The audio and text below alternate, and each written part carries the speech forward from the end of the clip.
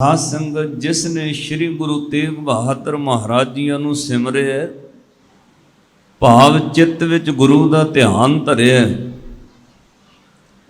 ਸਾਧ ਸੰਗਤ ਗੁਰੂ ਤੇਗ ਬਹਾਦਰ ਮਹਾਰਾਜ ਹਰ ਜਗ੍ਹਾ ਤੇ ਉਹਨਾਂ ਦੇ ਸਹਾਈ ਹੁੰਦੇ ਨੇ।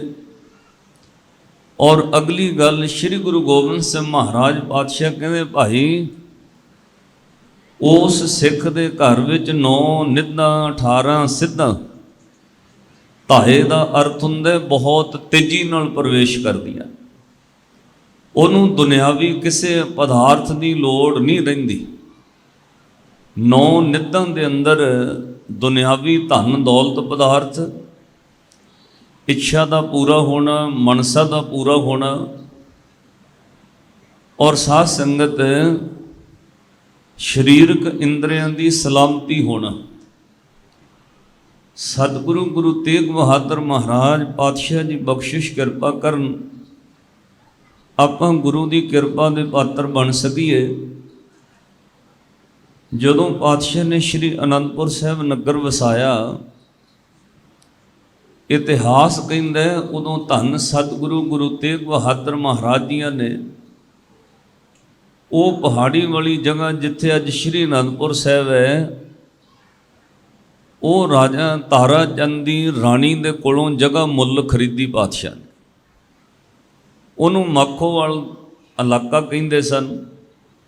ਸਿੱਖ ਤਵਾਰੀਖ ਨੇ ਇਹ ਵੀ ਗਵਾਹੀ ਭਰੀ ਹੈ ਕਿ ਉਸ ਜਗ੍ਹਾ ਉੱਤੇ ਭੂਤਾਂ ਪ੍ਰੇਤਾਂ ਦੀ ਜਗ੍ਹਾ ਸੀ, ਭਾਵ ਉਹਨੂੰ ਮਾਖੋਂ ਦੈਂਤ ਕਰਕੇ ਲੋਕ ਦਿਨੇ ਵੀ ਉਸ ਇਲਾਕੇ ਵਿੱਚ ਨਹੀਂ ਸੀ ਜਾਂਦੇ।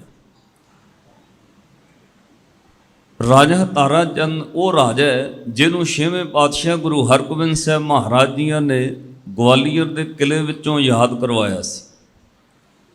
ਉਹਦੀ ਰਾਣੀ ਨੇ ਪਾਤਸ਼ਾਹ ਨੂੰ ਬੇਨਤੀ ਕੀਤੀ, ਮਹਾਰਾਜ ਅਸੀਂ ਫਲਾਨੀ ਜਗ੍ਹਾ ਤੁਹਾਨੂੰ ਦਾਨ ਕਰਨੀ ਹੈ। ਮਹਾਰਾਜ ਉਹ ਜਿਹੜੀ ਜਗ੍ਹਾ ਜ਼ਮੀਨ ਹੈ ਸਾਡੀ, ਉੱਥੇ ਦੈਂਤ ਦਾ ਪਹਿਰਾ ਹੈ। ਜਿਹੜਾ ਬੰਦਾ ਉੱਧਰ ਜਾਂਦਾ ਹੈ ਉਹ ਦੈਂਤ ਉਹਨੂੰ ਖਾ ਜਾਂਦਾ ਹੈ। ਉਹ ਮਹਾਰਾਜ ਜੀ ਕਿਰਪਾ ਕਰੋ, ਅਸੀਂ ਉਹ ਜਗ੍ਹਾ ਦਾਨ ਕਰਨੀ ਹੈ। ਮਾਫ ਕਰਿਓ, ਕਈ ਵਾਰ ਲੋਕ ਚੀਜ਼ ਹੀ ਉਹ ਦਾਨ ਕਰਦੇ ਨੇ ਜਿਹੜੀ ਉਹਨਾਂ ਨੂੰ ਤੰਗ ਕਰਦੀ ਹੋਵੇ। ਤਾਂ ਸ਼੍ਰੀ ਗੁਰੂ ਤੇਗ ਬਹਾਦਰ ਮਹਾਰਾਜ ਜੀਆਂ ਨੇ ਬਚਨ ਕਹੇ ਰਾਣੀ ਨੂੰ, ਕਹਿੰਦੇ ਭਾਈ ਦਾਨ ਕੀਤੀ ਹੋਈ ਚੀਜ਼ ਉੱਤੇ ਲੋਕ ਪਰਤ ਕੇ ਫਿਰ ਦਾਅਵਾ ਜਤਾ ਲੈਂਦੇ ਨੇ, ਇਸ ਲਈ ਅਸੀਂ ਉਹ ਜਗ੍ਹਾ ਮੁੱਲ ਖਰੀਦਣੀ ਹੈ। ਧੰਨ ਸ਼੍ਰੀ ਗੁਰੂ ਤੇਗ ਬਹਾਦਰ ਮਹਾਰਾਜ ਜੀਆਂ ਨੇ ਉਸ ਵਕਤ ਮੁੱਲ ਰਜਤਪਣਾ ਵਿੱਚ ਧਾਰ ਕੇ ਸੱਚੇ ਪਾਤਸ਼ਾਹ ਨੇ ਉਹ ਜਗ੍ਹਾ ਮੁੱਲ ਖਰੀਦੀ। ਉਸ ਨਗਰ ਦਾ ਨਾਮ ਰੱਖਿਆ ਚੱਕ ਨਾਨਕੀ। ਚੱਕ ਨਾਨਕੀ ਨਾਮ ਇਸ ਲਈ ਰੱਖਿਆ ਹੈ ਕਿਉਂਕਿ ਸ਼੍ਰੀ ਗੁਰੂ ਤੇਗ ਬਹਾਦਰ ਮਹਾਰਾਜ ਦੀ ਧੰਨ ਜਨਨੀ ਮਾਤਾ 6ਵੇਂ ਪਾਤਸ਼ਾਹ ਦੇ ਮਹਿਲ, ਉਹਨਾਂ ਦਾ ਨਾਮ ਸੀ ਮਾਤਾ ਨਾਨਕੀ। ਆਪਣੇ ਜਨਮ ਦੇਣ ਵਾਲੀ ਮਾਂ ਧੰਨ ਮਾਤਾ ਨਾਨਕੀ ਜੀ ਦੇ ਨਾਮ ਉੱਤੇ ਨਗਰ ਦਾ ਨਾਮ ਹਜ਼ੂਰ ਨੇ ਰੱਖਿਆ ਚੱਕ ਨਾਨਕੀ। ਜਦੋਂ ਨਗਰ ਵਸਣਾ ਸ਼ੁਰੂ ਹੋਇਆ, ਕਈ ਤਰ੍ਹਾਂ ਦੇ ਕਾਰੀਗਰ ਪਾਤਸ਼ਾਹ ਨੇ ਉਹ ਨਗਰ ਵਿੱਚ ਵਸਾਏ। ਹਰ ਜਾਤ ਬਰਾਦਰੀ ਦੇ ਲੋਕਾਂ ਨੂੰ ਉਹ ਜਗ੍ਹਾ ਦਿੱਤੀ। ਤਾਂ ਬਹੁਤ ਸੁੰਦਰ ਘਰ ਛੰਨਾ ਪੈਣ ਲੱਗ ਪਈਆਂ, ਘਰ ਬਣਨ ਲੱਗ ਪਏ, ਮਹਿਲ ਬਣਨ ਲੱਗ ਪਏ। ਨੈਣਾ ਦੇਵੀ ਦੀ ਪਹਾੜੀ ਤੋਂ ਅਗਲੀ ਪਹਾੜੀ ਦੇ ਉੱਤੇ ਕੁਝ ਜੋਗੀ ਤਪੱਸਿਆ ਕਰਦੇ ਸਨ। ਉਹ ਕਿਤੇ 2-3 ਮਹੀਨਿਆਂ ਬਾਅਦ ਫਿਰ ਗ੍ਰਸਤੀਆਂ ਦੇ ਘਰੋਂ ਰਾਸ਼ਨ ਮੰਗਣ ਰੋਪੜ ਤੱਕ ਆਉਂਦੇ ਸਨ। ਅੱਜ ਜਦੋਂ ਜੋਗੀ ਉਹ ਪਹਾੜੀ ਤੋਂ ਥੱਲੇ ਆਏ, ਉਹਨਾਂ ਵੇਖਿਆ ਵੀ ਥੋੜ੍ਹੇ ਮਹੀਨਿਆਂ ਵਿੱਚ ਘਰ ਬਣ ਗਏ ਨੇ, ਮਹਿਲ ਬਣ ਗਏ ਨੇ, ਲੋਕਾਂ ਦੀ ਰਿਹਾਇਸ਼ ਬਣ ਗਈ ਹੈ। ਇੱਥੇ ਕੌਣ ਨਗਰ ਵਸਾ ਰਿਹਾ ਹੈ? ਉਹ ਜੋਗੀਆਂ ਨੇ ਲੱਕੜ ਵੱਢਦੇ ਹੋਏ ਗੁਰੂ ਦੇ ਸਿੱਖਾਂ ਤੋਂ ਪੁੱਛਿਆ, ਕਹਿੰਦੇ ਭਾਈ ਇਹ ਪਿੰਡ ਕੌਣ ਵਸਾ ਰਿਹਾ ਹੈ? ਤਾਂ ਗੁਰੂ ਦੇ ਸਿੱਖ ਭਾਈ ਦਿਆਲ ਦਾਸ ਜੀ ਨੇ ਦੱਸਿਆ, ਕਹਿੰਦੇ ਜੋਗੀਆਂ ਨੂੰ ਇਹ ਪਿੰਡ ਸ਼੍ਰੀ ਗੁਰੂ ਤੇਗ ਬਹਾਦਰ ਮਹਾਰਾਜ ਵਸਾ ਰਹੇ ਨੇ। ਗੁਰੂ ਨਾਨਕ ਸਾਹਿਬ ਮਹਾਰਾਜ ਦੀ 9ਵੀਂ ਜੋਤ। ਉਹਨਾਂ ਵਿੱਚੋਂ ਇੱਕ ਬਿਰਧ 150-200 ਸਾਲ ਦੀ ਉਮਰ ਦਾ ਜੋਗੀ ਬੋਲਿਆ, ਉਹ ਕਹਿੰਦਾ ਗੁਰੂ ਨੂੰ ਕੀ ਲੋੜ ਹੈ ਪਿੰਡ ਵਸਾਉਣ ਦੀ? ਜਿਹੜੇ ਗੁਰੂ ਲੋਕ ਹੁੰਦੇ ਉਹ ਤੁਰ ਫਿਰ ਕੇ ਲੋਕਾਂ ਦਾ ਭਲਾ ਕਰਦੇ ਨੇ, ਨਾਮ ਜਪਾਉਂਦੇ ਨੇ, ਲੋਕਾਂ ਦਾ ਭਲਾ ਪਰਉਪਕਾਰ ਕਰਦੇ ਨੇ। ਉਹਨਾਂ ਨੂੰ ਘਰ ਨਗਰ ਵਸਾਉਣ ਦੀ ਕੀ ਲੋੜ ਹੈ?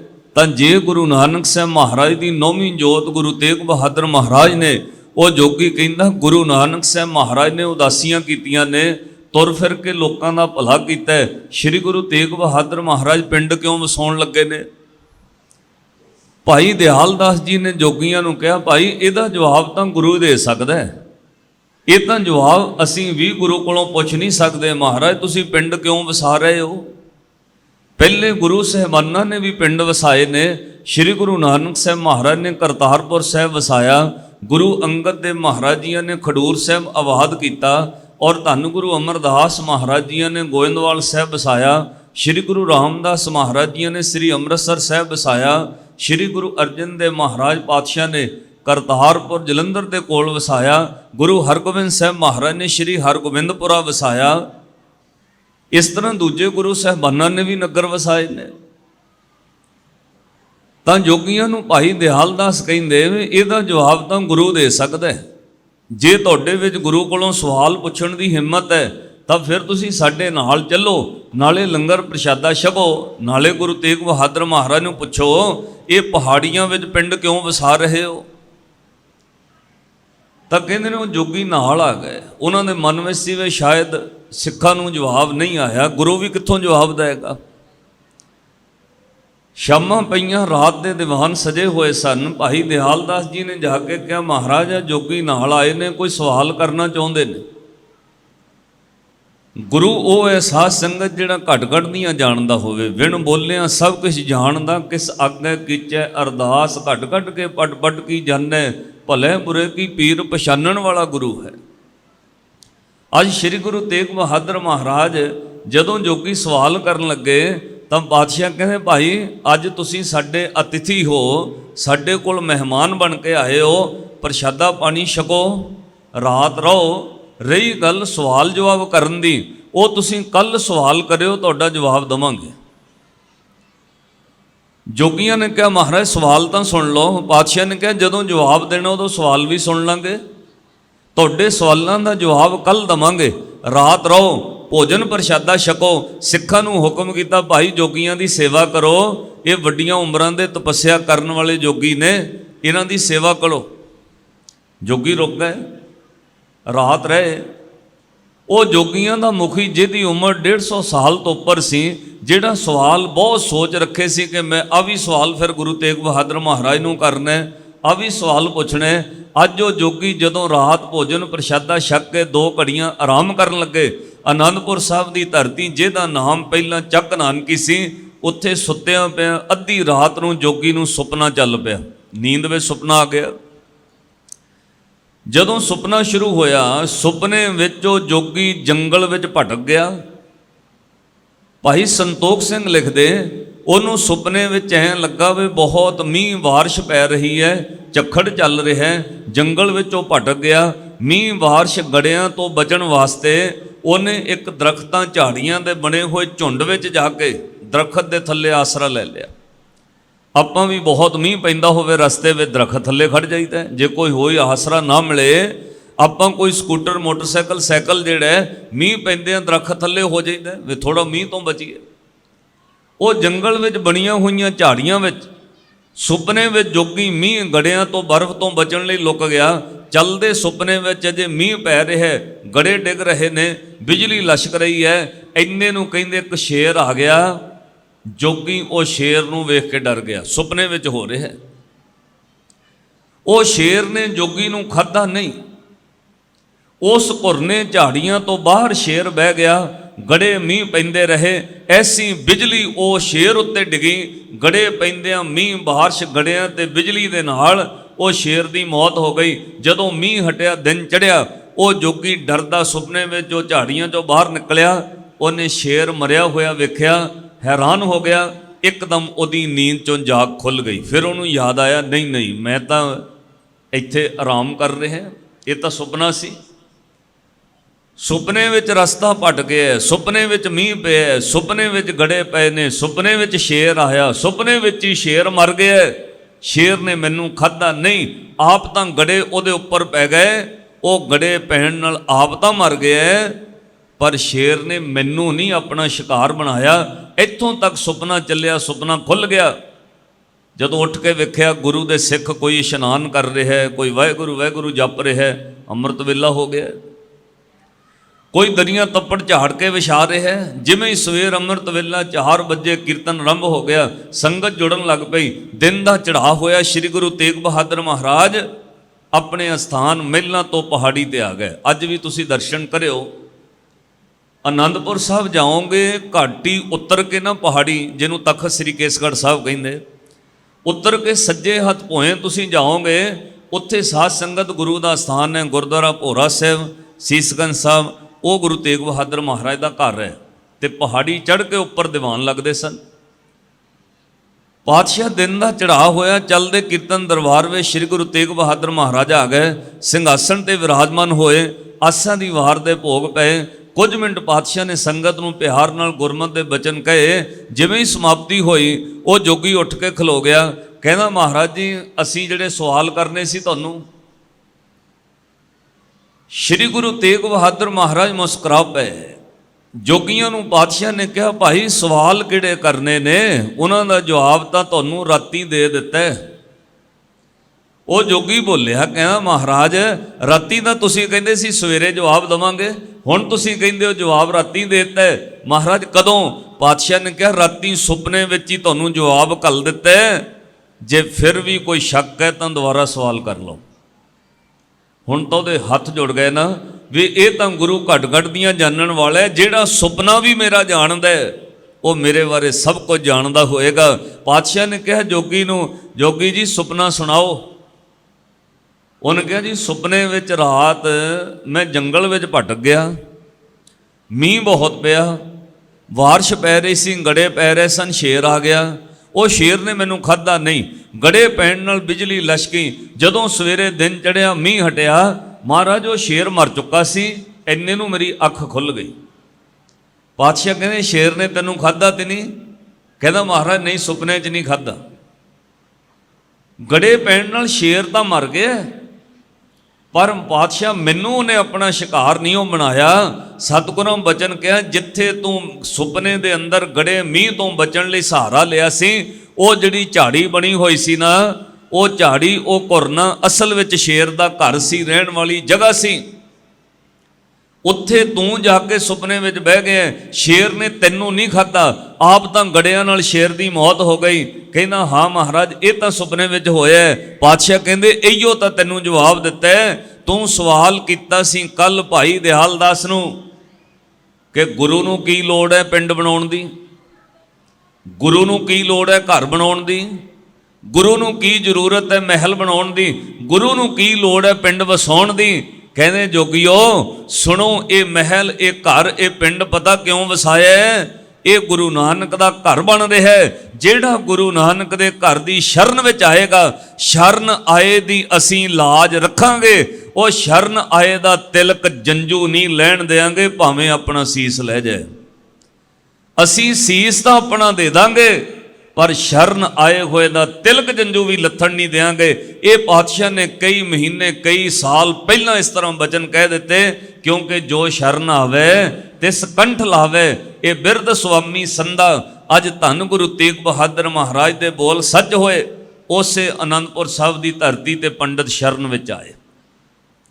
थोड़ा जिहा इतिहास तुसीं अगे पिछे भी सुनते रहिंदे हो। श्री गुरु तेग बहादुर महाराज जियां दे कोल आके रोया पंडित कृपा दास। वो पंडित कृपा राम गुरु तेग बहादुर महाराज कोल आके रोया, महाराज साडे तिलक जंजू धर्म की रखिया करो। उन्होंने हत्थां विच इस तरह ठूठे पकड़े सन, मूँह विच घाह दीआं तिड़ां पाईआं सन। 400 पंडितां दा वफद लैके कृपा राम आया। 400 पंडितां ने मूँह विच घाह दीआं तिड़ां तोड़ के पाईआं सी।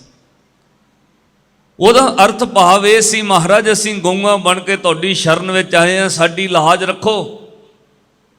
धन श्री गुरु तेग बहादुर महाराज जी ने उठ के पंडित कृपा राम दे हंझू साफ किते, बांह पकड़ के कहा मन दे विचों शंका कढ़ दिओ, जाओ कृपा राम ਤੁਹਾਡੀ बांह पकड़ लई है, हुण विश्वास रखियो औरंगजेब बादशाह ਤੁਹਾਡਾ तिलक जंजू नहीं ला सकेगा, भावें तेग बहादुर दा सीस लथ जाए, पर तुहाडे तिलक ते जंजू नहीं लैण देंगे।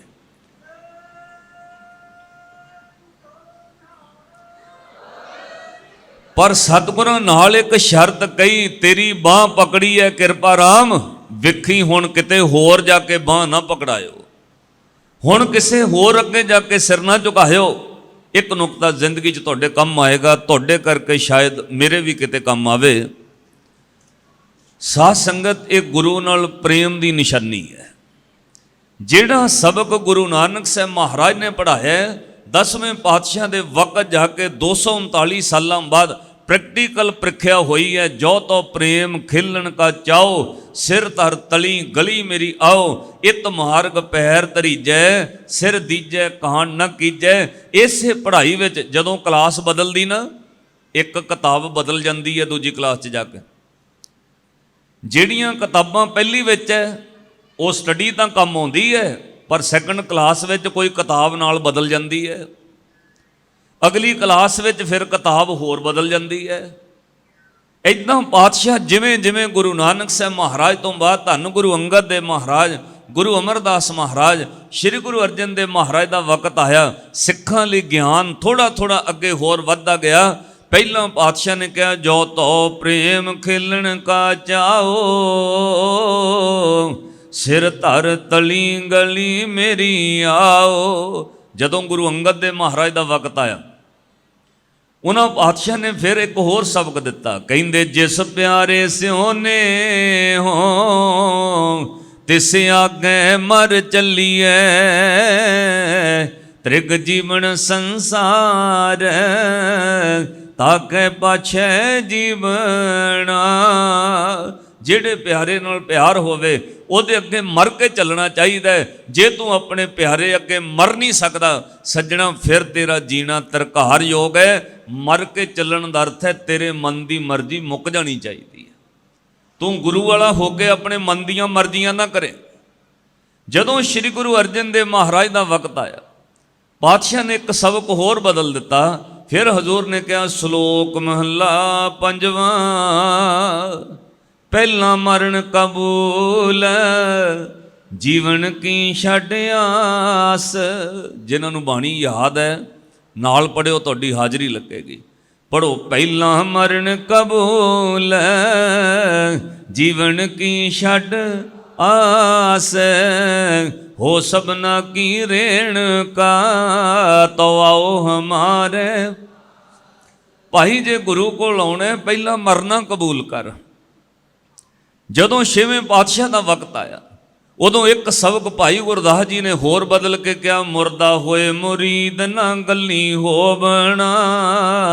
ਸਾਵਰ ਸਿਦਕ ਸ਼ਹੀਦ ਬਰਮ ਖੋਵਣਾ।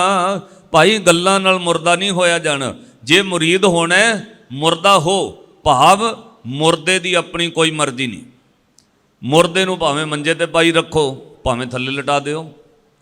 ਮੁਰਦੇ ਨੂੰ ਭਾਵੇਂ ਚੰਦਨ ਦੀਆਂ ਲੱਕੜਾਂ ਨਾਲ ਸਾੜ ਦਿਓ, ਮੁਰਦੇ ਨੂੰ ਭਾਵੇਂ ਪਾਣੀ ਵਿੱਚ ਰੋੜ ਦਿਓ, ਮੁਰਦੇ ਦੀ ਕੋਈ ਮਰਜ਼ੀ ਨਹੀਂ। ਇੱਦਾਂ ਜੇ ਤੂੰ ਸੇਵਕ ਹੋਣਾ ਪਹਿਲਾਂ ਮਨ ਦੀ ਮਰਜ਼ੀ ਤਿਆਗ। ਇਹ ਨਾ ਹੋਵੇ ਗੁਰੂ ਤੇਰਾ ਕੁਝ ਹੋਰ ਕਹਿ ਰਿਹਾ, ਤੂੰ ਕੁਝ ਹੋਰ ਕਰ ਰਿਹਾ। ਨਹੀਂ ਜੀ, ਮੇਰਾ ਮਨ ਐਂ ਕਹਿੰਦਾ। ਮਨ ਤਾਂ ਬਹੁਤ ਕੁਝ ਕਹਿੰਦਾ। ਗੁਰੂ ਵਾਲਾ ਹੋਣ ਦਾ ਭਾਵ ਹੈ ਮਨ ਕਰਕੇ ਮਰਨਾ, ਮਨ ਦੀਆਂ ਖੁਆਇਸ਼ਾਂ ਨੂੰ ਮਾਰਨਾ, ਮਨ ਦੀ ਮਨਸਾ ਨੂੰ ਮਾਰਨਾ, ਮਨ ਦੀਆਂ ਆਦਤਾਂ ਬਦਲਣੀਆਂ ਨੇ। ਸਾਧ ਸੰਗਤ, ਬਾਹਰੋਂ ਤਾਂ ਸਿਰਫ ਕੇਸ ਦਾੜੀ ਰੱਖ ਕੇ 5 ਕਕਾਰੀ ਬਾਣਾ ਪਹਿਨਣਾ, ਅਸਲ ਵਿੱਚ ਕਹਾਣੀ ਤਾਂ ਮਨ ਬਦਲਦੀ ਹੈ। ਜੇ ਗੁਰੂ ਨਾਲ ਪਿਆਰ ਹੋਵੇ ਨਾ, ਉਹਦੀਆਂ 3 ਨਿਸ਼ਾਨੀਆਂ ਨੇ। ਮੈਂ ਇਹ ਕਈ ਵਾਰ ਲਾਈਵ ਤੋਂ ਬੇਨਤੀ ਕਹੀ।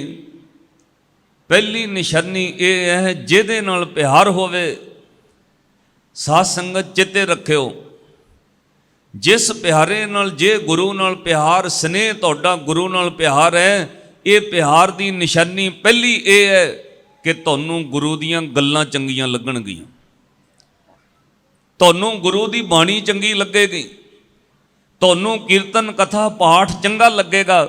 ਜੇ ਗੁਰੂ ਨਾਲ ਪਿਆਰ ਨਹੀਂ, ਫਿਰ ਕੀਰਤਨ ਕਥਾ ਪਾਠ ਤੁਹਾਨੂੰ ਚੰਗਾ ਨਹੀਂ ਲੱਗੇਗਾ। ਇਹ ਪ੍ਰੇਮ ਦੀ ਪਹਿਲੀ ਨਿਸ਼ਾਨੀ ਹੈ। ਜਿਹਦੇ ਨਾਲ ਪਿਆਰ ਹੈ ਉਹਦੀਆਂ ਗੱਲਾਂ ਚੰਗੀਆਂ ਲੱਗਦੀਆਂ।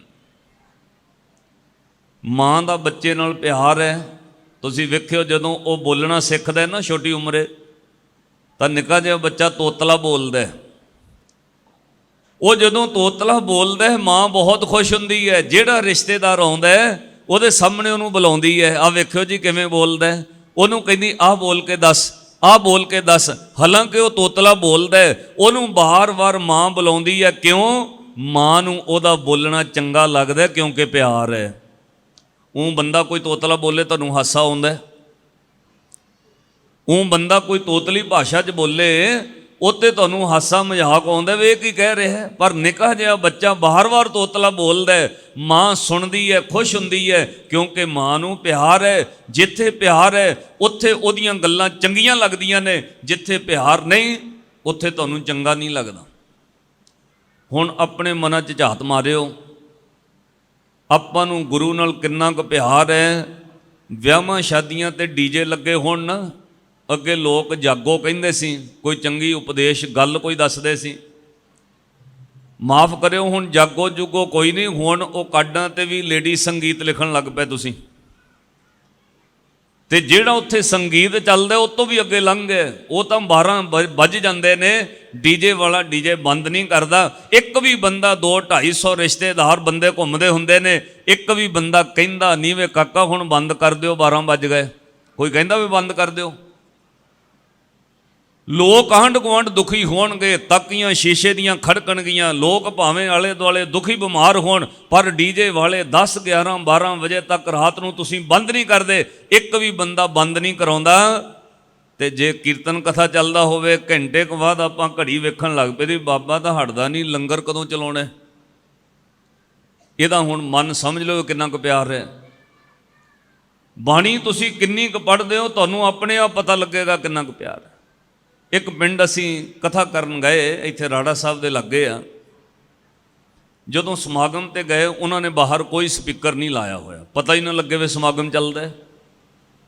ਮੈਂ ਉਹਨਾਂ ਨੂੰ ਕਿਹਾ ਭਾਈ ਸਾਹਿਬ ਬਾਹਰ ਦੇ ਸਪੀਕਰ ਨਹੀਂ ਲਾਏ। ਉਹ ਕਹਿੰਦੇ ਭਾਈ ਸਾਹਿਬ ਸਾਡੇ ਤਾਂ ਕਈ ਸਾਲਾਂ ਤੋਂ ਬੰਦ ਹੈ, ਅਸੀਂ ਗੁਰਦੁਆਰੇ ਬਾਹਰ ਦਾ ਸਪੀਕਰ ਨਹੀਂ ਲਾ ਸਕਦੇ, ਅੰਦਰ ਹੀ ਬਕਸੇ ਚੱਲਦੇ ਨੇ, ਬਾਹਰ ਨਹੀਂ ਲਾ ਸਕਦੇ। ਮੈਂ ਉਹਨੂੰ ਕਿਹਾ ਕਿਉਂ? ਕਹਿੰਦੇ ਭਾਈ ਸਾਹਿਬ ਇੱਥੇ 2-3 ਘਰ ਹੈ, ਉਹਨੇ ਗੁਰਦੁਆਰੇ ਦੀ ਕਮੇਟੀ ਤੇ ਕੇਸ ਕੀਤਾ ਹੋਇਆ, ਅਦਾਲਤ ਨੇ ਰੋਕ ਲਾਤੀ ਵੀ ਬਾਹਰ ਦੇ ਸਪੀਕਰ ਨਹੀਂ ਲਾ ਸਕਦੇ। ਮੈਂ ਉਹਨੂੰ ਕਿਹਾ ਬੰਦੇ ਸਿੱਖ ਹੀ ਆ? ਕਹਿੰਦਾ ਜੀ ਸਰਦਾਰ ਬੰਦੇ ਆ, ਸਿੱਖ ਬੰਦੇ ਨੇ।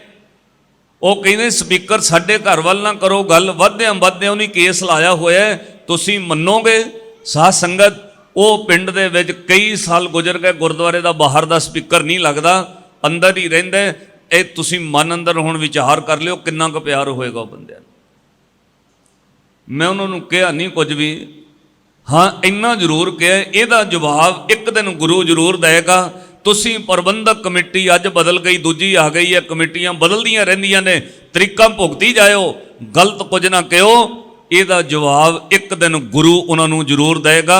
ਹੁਣ ਉਹ ਕਮੇਟੀ ਵਾਲੇ ਤਰੀਕ ਤੇ ਜਾਂਦੇ ਨੇ, ਉੱਤੇ ਬੈਨ ਲੱਗਾ ਹੋਇਆ ਵੀ ਸਪੀਕਰ ਨਹੀਂ ਬਾਹਰ ਦੇ ਲਾ ਸਕਦੇ। ਤੇ ਸਾਧ ਸੰਗਤ ਜਵਾਬ ਇੱਕ ਦਿਨ ਫਿਰ ਗੁਰੂ ਜ਼ਰੂਰ ਦਿੰਦਾ। ਜਿੱਦਣ ਬੰਦੇ ਮੋਹਰਿਓਂ ਬੋਲਣੋਂ ਹਟ ਜਾਣ, ਫਿਰ ਤੁਹਾਡੀ ਜਗ੍ਹਾ ਤੇ ਗੁਰੂ ਬੋਲਦਾ।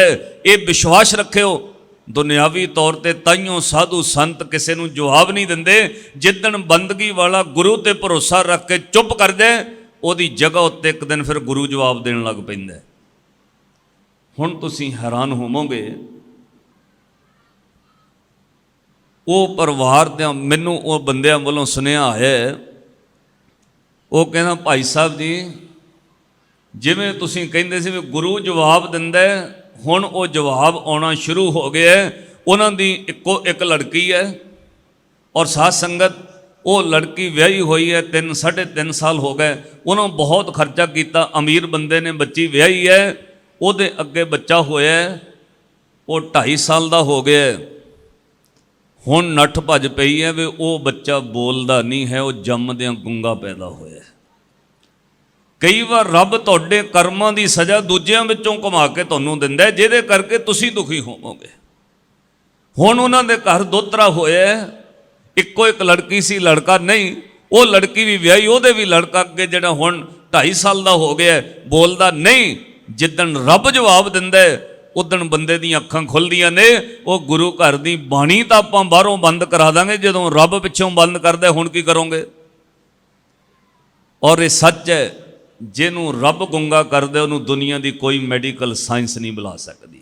ਜਿਹਨੂੰ ਰੱਬ ਗੁੰਗਾ ਕਰਦਾ ਹੈ ਉਹਨੂੰ ਦੁਨੀਆ ਦੀ ਕੋਈ ਮੈਡੀਕਲ ਸਾਇੰਸ ਬੁਲਾ ਨਹੀਂ ਸਕਦੀ। ਹਾਂ, ਜੇ ਕੋਈ ਗੁੰਗਿਆਂ ਨੂੰ ਬੁਲਾ ਕੇ ਅਰਥ ਕਰਾ ਸਕਦਾ ਹੈ, ਉਹ ਮੇਰੇ ਗੁਰੂ ਵਿੱਚ ਤਾਕਤ ਜ਼ਰੂਰ ਹੈ। 8ਵੇਂ ਪਾਤਸ਼ਾਹ ਮਿਹਰ ਦੀ ਛੱਟੀ ਰੱਖਣ, ਉਹ ਗੁੰਗਿਆਂ ਕੋਲੋਂ ਵੀ ਬੁਲਾ ਦਿੰਦੇ ਨੇ।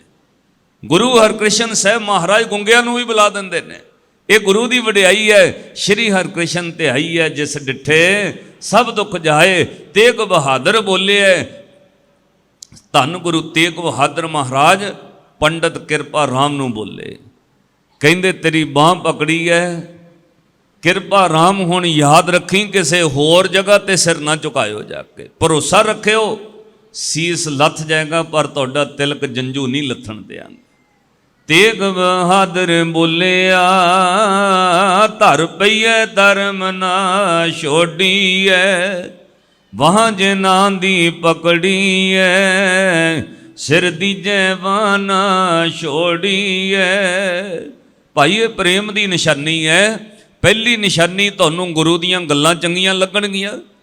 ਦੂਜੀ ਨਿਸ਼ਾਨੀ ਤੁਸੀਂ ਆਪਣਾ ਦੁੱਖ ਉਹਨੂੰ ਦੱਸੋਗੇ ਜਿਹਦੇ ਨਾਲ ਪਿਆਰ ਹੈ। ਇਹ ਪ੍ਰੇਮ ਦੀ ਨਿਸ਼ਾਨੀ ਹੈ। ਜਿਹਦੇ ਨਾਲ ਪਿਆਰ ਹੋਵੇ ਤੁਹਾਡਾ ਦਿਲ ਕਰਦਾ ਮੈਂ ਦੁੱਖ ਉਹਨੂੰ ਦੱਸਾਂ ਜਿਹਦੇ ਨਾਲ ਪਿਆਰ ਹੈ। ਉਹਨੂੰ ਦੁੱਖ ਦੱਸਣ ਨੂੰ ਜੀ ਕਰਦਾ, ਇਹਨੂੰ ਆਪਣੇ ਦਿਲ ਦਾ ਦੁੱਖ ਦੱਸਾਂ ਕਿ ਉਹਦੇ ਨਾਲ ਪਿਆਰ ਹੈ। ਜਣੇ ਖਣੇ ਕੋਲ ਤੁਸੀਂ ਦੁੱਖ ਵੀ ਨਹੀਂ ਦੱਸ ਸਕਦੇ ਆਪਣਾ।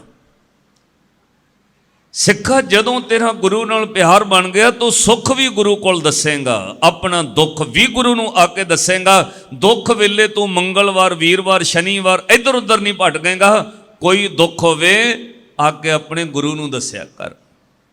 ਜਦੋਂ ਪਿਆਰ ਹੋ ਜਾਏ ਗੁਰੂ ਨਾਲ, ਫਿਰ ਪਾਤਸ਼ਾਹ ਕਹਿੰਦੇ ਸੁੱਖ ਦੁੱਖ ਵੀ ਗੁਰੂ ਨਾਲ ਸਾਂਝਾ ਹੁੰਦਾ, ਬੰਦਿਆਂ ਨਾਲ ਨਹੀਂ। ਫਿਰ ਉਹ ਅਰਦਾਸ ਕਰਦਾ, ਮੈਂ ਤਾਣ ਦੀਵਾਨ ਤੂੰ ਹੈ ਮੇਰੇ ਸੁਆਮੀ, ਪੜੋ ਮੈਂ ਤੁਧ ਆਗੇ ਅਰਦਾਸ, ਮੈਂ ਹੋਰ ਥਾਉ ਨਾਹੀ ਜਿਸ ਪੈ ਕਰੂੰ ਬੇਨੰਤੀ, ਮੇਰਾ ਦੁੱਖ ਸੁੱਖ ਤੁਧ ਹੀ ਪਾਸ। ਇੱਕ ਬੇਨਤੀ ਆ ਤੁਹਾਡੇ ਕੰਮ ਆਏਗੀ। ਮੈਂ ਇੱਕ ਦਿਨ ਲਾਈਵ ਤੋਂ ਕਿਹਾ, ਦੇਖੋ ਤੁਸੀਂ ਬੱਚੇ ਬੱਚੀ ਦਾ ਵਿਆਹ ਕਰਦੇ ਹੋ, ਜੇ ਗੁਰੂ ਨਾਲ ਪਿਆਰ ਹੈ ਤਾਂ ਦੁੱਖ ਵੀ ਗੁਰੂ ਨੂੰ ਦੱਸਿਆ ਕਰੋ, ਬੰਦਿਆਂ ਨੂੰ ਨਾ ਦੱਸਿਓ। ਬੰਦਿਆਂ ਨੂੰ ਦੱਸੋਗੇ ਕੋਈ ਤੁਹਾਡੇ ਦੁੱਖ ਦਾ ਨਜਾਇਜ਼ ਫਾਇਦਾ ਵੀ ਉਠਾ ਸਕਦਾ ਹੈ, ਕੋਈ ਤੁਹਾਡੇ ਦੁੱਖ ਤੋਂ ਰਾਹ ਗਲਤ ਵੀ ਦੱਸ ਸਕਦਾ ਹੈ। ਪਰ ਜਦੋਂ ਦੁੱਖ ਗੁਰੂ ਨੂੰ ਦੱਸੋਗੇ, ਮੇਰਾ ਵਿਸ਼ਵਾਸ ਹੈ ਗੁਰੂ ਨੂੰ ਦੁੱਖ ਦੱਸ ਕੇ ਵੇਖਿਓ, ਗੁਰੂ ਦੁੱਖ ਰਹਿਣ ਨਹੀਂ ਦੇਗਾ। ਪਰ ਗੁਰੂ ਦੀ ਇੱਕ ਸ਼ਰਤ ਹੋਏਗੀ, ਦੁੱਖ ਦੱਸਣ ਵਾਲਿਆ ਤੈਨੂੰ ਤੱਤੀ ਵਾਹ ਨਹੀਂ ਮੈਂ ਲੱਗਣ ਦਿਆਂਗਾ। ਇਹ ਗੁਰੂ ਦੀ ਸ਼ਰਤ ਹੈ, ਤੈਨੂੰ ਤੱਤੀ ਵਾਹ ਨਹੀਂ ਲੱਗੇਗੀ। ਪਰ ਸ਼ਰਤ ਇੱਕ ਹੈ, ਜਿਹਨੂੰ ਦੁੱਖ ਦੱਸਿਆ ਹੁਣ ਹੋਰ ਜਗ੍ਹਾ ਤੇ ਜਾ ਕੇ ਨਾ ਮੱਥਾ ਟੇਕ ਲਈ, ਹੁਣ ਸਿਰ ਕਿਤੇ ਹੋਰ ਨਾ ਝੁਕਾਈ। ਪਹਿਲਾਂ ਗੁਰੂ ਕਹੇਗਾ ਥਿਰ ਘਰ ਵੈਸੋ ਹਰ ਜਨ ਪਿਆਰੇ, ਪੜੋ ਸਤਿਗੁਰ ਤੁਮਰੇ, ਤੂੰ ਸਥਿਰ ਰਹੀ। ਪੜੋ ਥਿਰ ਘਰ ਵੈਸੋ ਹਰ ਜਨ ਪਿਆਰੇ, ਸਤਿਗੁਰ ਦੁਸ਼ਟ ਦੂਤ ਪਰਮੇਸ਼ਰ ਮਾਰੇ, ਜਨ ਕੀ ਪੈਜ ਰੱਖੀ ਕਰ। ਉਹ ਤੇਰੀ ਪੈਜ ਰੱਖੇਗਾ ਔਰ ਤੈਨੂੰ ਗੁਰੂ, ਫਿਰ ਤੂੰ ਦੁੱਖ ਦੱਸ ਤਾਂ ਸਹੀ। ਗੁਰੂ ਅੱਗਿਓਂ ਜਵਾਬ ਦਿੰਦਾ, ਤਾਤੀ ਵਾਓ ਨ ਲੱਗਈ, ਪਾਰ ਬ੍ਰਹਮ ਸ਼ਰਣਾਈ, ਚੌਗਿਰਦ ਹਮਾਰੇ ਰਾਮ ਕਾਰ, ਦੁੱਖ ਲੱਗੇ ਨਾ। ਤੈਨੂੰ ਦੁੱਖ ਰਹਿਣ ਨਹੀਂ ਦੇਗਾ ਗੁਰੂ, ਪਰ ਤੂੰ ਗੁਰੂ ਤੇ ਭਰੋਸਾ ਰੱਖ ਕੇ ਪੜਿਆ ਕਰ। ਤੇਗ ਬਹਾਦਰ ਸਿਮਰਿਐ, ਤੇਗ ਬਹਾਦਰ ਸਿਮਰਿਐ, ਤੇਗ ਗਜ ਕੇ ਤੇਗ ਬਹਾਦਰ, ਕਰ ਨੌ ਨਿਦ ਆਵੇ ਤਾਏ, ਤੇਗ ਬਹਾਦਰ ਸਿਮਰਿਐ, ਤੇਗ ਬਹਾਦਰ ਸਿਮਰਿਐ, ਕਰ ਨੌ ਨਿਦ ਆਵੇ, ਤੇਗ ਬਹਾਦਰ ਸਿਮਰਿਐ, ਤੇਗ ਸਭ ਥਾਈ ਹੋਏ ਸਹਾਏ, ਬਹਾਦਰ ਸਿਮਰੈ, ਤੇਗ ਬਹਾਦਰ ਸਿਮਰੈ, ਸਭ ਥਾਈ ਹੋਏ ਸਾ। ਤੇਗ ਬਹਾਦਰ ਸਿਮਰੈ, ਤੇਗ ਗੁਰੂ ਸਹਾਈ ਹੁੰਦਾ ਸਹਾਈ। ਮੈਂ ਸਾਧ ਸੰਗਤ ਅਹਿਮਦਾਬਾਦ ਗਿਆ, ਉਹ ਸੱਜਣ ਬੜਾ ਅਮੀਰ ਹੈ, ਉਹਨੂੰ 40 ਸਾਲ ਦੀ ਉਮਰ ਵਿੱਚ ਹੀ ਨੌਜਵਾਨ ਨੂੰ ਅੱਜ ਪਾਤਸ਼ਾਹ ਦੀ ਬੜੀ ਵੱਡੀ ਕਿਰਪਾ ਹੈ, ਉਹਦਾ ਬਹੁਤ ਵੱਡਾ ਕਾਰੋਬਾਰ ਹੈ। ਉਹਨੇ ਇੱਕ ਗੁਜਰਾਤੀ ਸਾੜੀ ਵਿੱਚ, ਕਿਉਂਕਿ ਉਹ ਕੱਪੜੇ ਦਾ ਕੰਮ ਕਰਦਾ, ਉਹਨੇ ਇੱਕ ਬ੍ਰਾਂਡ ਲਾਂਚ ਕੀਤਾ, ਉਹਦਾ ਉਹਨੇ ਨਾਮ ਰੱਖਿਆ ਪੁਸ਼ਪਾ ਸਾੜੀ ਬ੍ਰਾਂਡ। ਉਹ ਇੰਨਾ ਹਾਈਲਾਈਟ ਹੋਇਆ ਹੈ, ਉਹਨੇ ਕਰੋੜਾਂ ਰੁਪਈਆ ਕਮਾਇਆ ਉਹਦੇ ਵਿੱਚ। ਤਾਂ ਸਾਧ ਸੰਗਤ ਪਾਤਸ਼ਾਹ ਨੇ ਉਹਨੂੰ ਪੈਸਾ ਦਿੱਤਾ, ਫਲੈਟ ਦਿੱਤੇ ਨੇ, ਸਾਬਤ ਸੂਰਤ ਗੁਰੂ ਦਾ ਸਿੱਖ ਹੈ।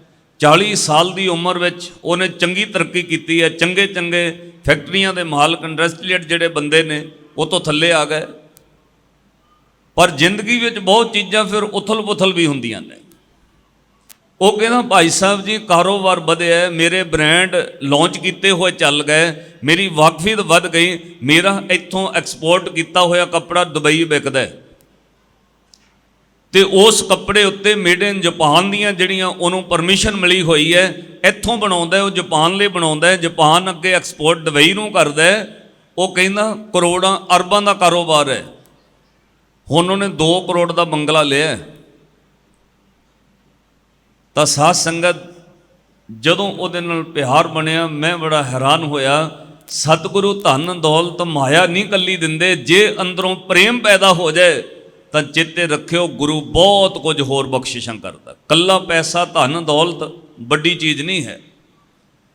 ਉਹ ਕਹਿੰਦਾ ਭਾਈ ਸਾਹਿਬ ਪੈਸਾ ਵਧਿਆ, ਕਾਰੋਬਾਰ ਵਧਿਆ, ਮੇਰੇ ਬ੍ਰਾਂਡ ਲਾਂਚ ਹੋਏ ਚੱਲੇ, ਮੇਰਾ ਨਾਮ ਸ਼ੋਭਾ, ਮੇਰੀ ਵਪਾਰੀ ਵਰਗ ਵਿੱਚ ਮੇਰਾ ਨਾਮ ਵਧਿਆ, ਮੈਂ ਸਾਬਤ ਸੂਰਤ ਸਿੱਖ ਹੋ ਕੇ ਤਰੱਕੀ ਬਹੁਤ ਕੀਤੀ। ਪਰ ਇੱਕ ਚੀਜ਼ ਦਾ ਘਾਟਾ ਰਿਹਾ। ਕਹਿੰਦਾ 4 ਵਾਰ ਮੇਰੇ ਘਰ ਬੱਚੇ ਦਾ ਜਨਮ ਹੋਣਾ ਸੀ, 4 ਵਾਰੀ ਉਹ ਬੱਚਾ ਜਿਹੜਾ ਜਨਮ ਨਹੀਂ ਲੈ ਸਕਿਆ। ਜਦੋਂ ਬੱਚਾ ਜਨਮ ਲਵੇ ਉਹ ਮਰਿਆ ਹੋਇਆ ਪੈਦਾ ਹੋਵੇ। ਪਹਿਲੀ ਵਾਰ ਇਸ ਤਰ੍ਹਾਂ ਹੋਇਆ, ਦੂਜੀ ਵਾਰ ਇਸ ਤਰ੍ਹਾਂ ਹੋਇਆ, ਤੀਜੀ ਵਾਰ ਇਸ ਤਰ੍ਹਾਂ ਹੋਇਆ।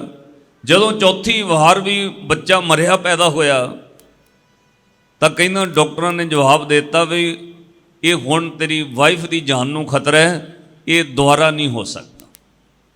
ਤੇਰੀ ਵਾਈਫ ਜਿਹੜੀ ਹੈ ਹੁਣ ਕਦੇ ਮਾਂ ਨਹੀਂ ਬਣ ਸਕਦੀ, ਇਸ ਗੱਲ ਦਾ ਰਿਸਕ ਨਾ ਲਿਓ। ਕਹਿੰਦਾ ਬੜਾ ਹੁਣ ਮਨ ਨੂੰ ਦੁੱਖ ਹੋਇਆ ਵੀ ਇੰਨਾ ਕਾਰੋਬਾਰ, ਪੈਸਾ, ਧਨ ਦੌਲਤ, ਬੰਗਲੇ ਮੈਂ ਕੀ ਕਰਨੇ ਜੇ ਮੇਰੇ ਔਲਾਦ ਹੀ ਨਹੀਂ ਹੈ। ਜੇ ਮੇਰੇ ਘਰ ਵਿੱਚ ਔਲਾਦ ਹੀ ਨਹੀਂ ਹੋਣੀ, ਮੈਂ ਸਭ ਕੁਝ ਕੀ ਕਰਨਾ। ਬਹੁਤਾਤ ਵਿੱਚ ਆਪਾਂ ਸਾਧ ਸੰਗਤ ਆਪਣੇ ਬੱਚਿਆਂ ਲਈ ਬਣਾਉਣੇ ਸਭ ਕੁਝ। ਬੰਦਾ ਆਪਣੇ ਲਈ ਨਹੀਂ ਇੰਨਾ ਕੁਝ ਬਣਾਉਂਦਾ, ਬੱਚਿਆਂ ਵਾਸਤੇ ਸਭ ਕੁਝ ਬਣਾਉਂਦਾ।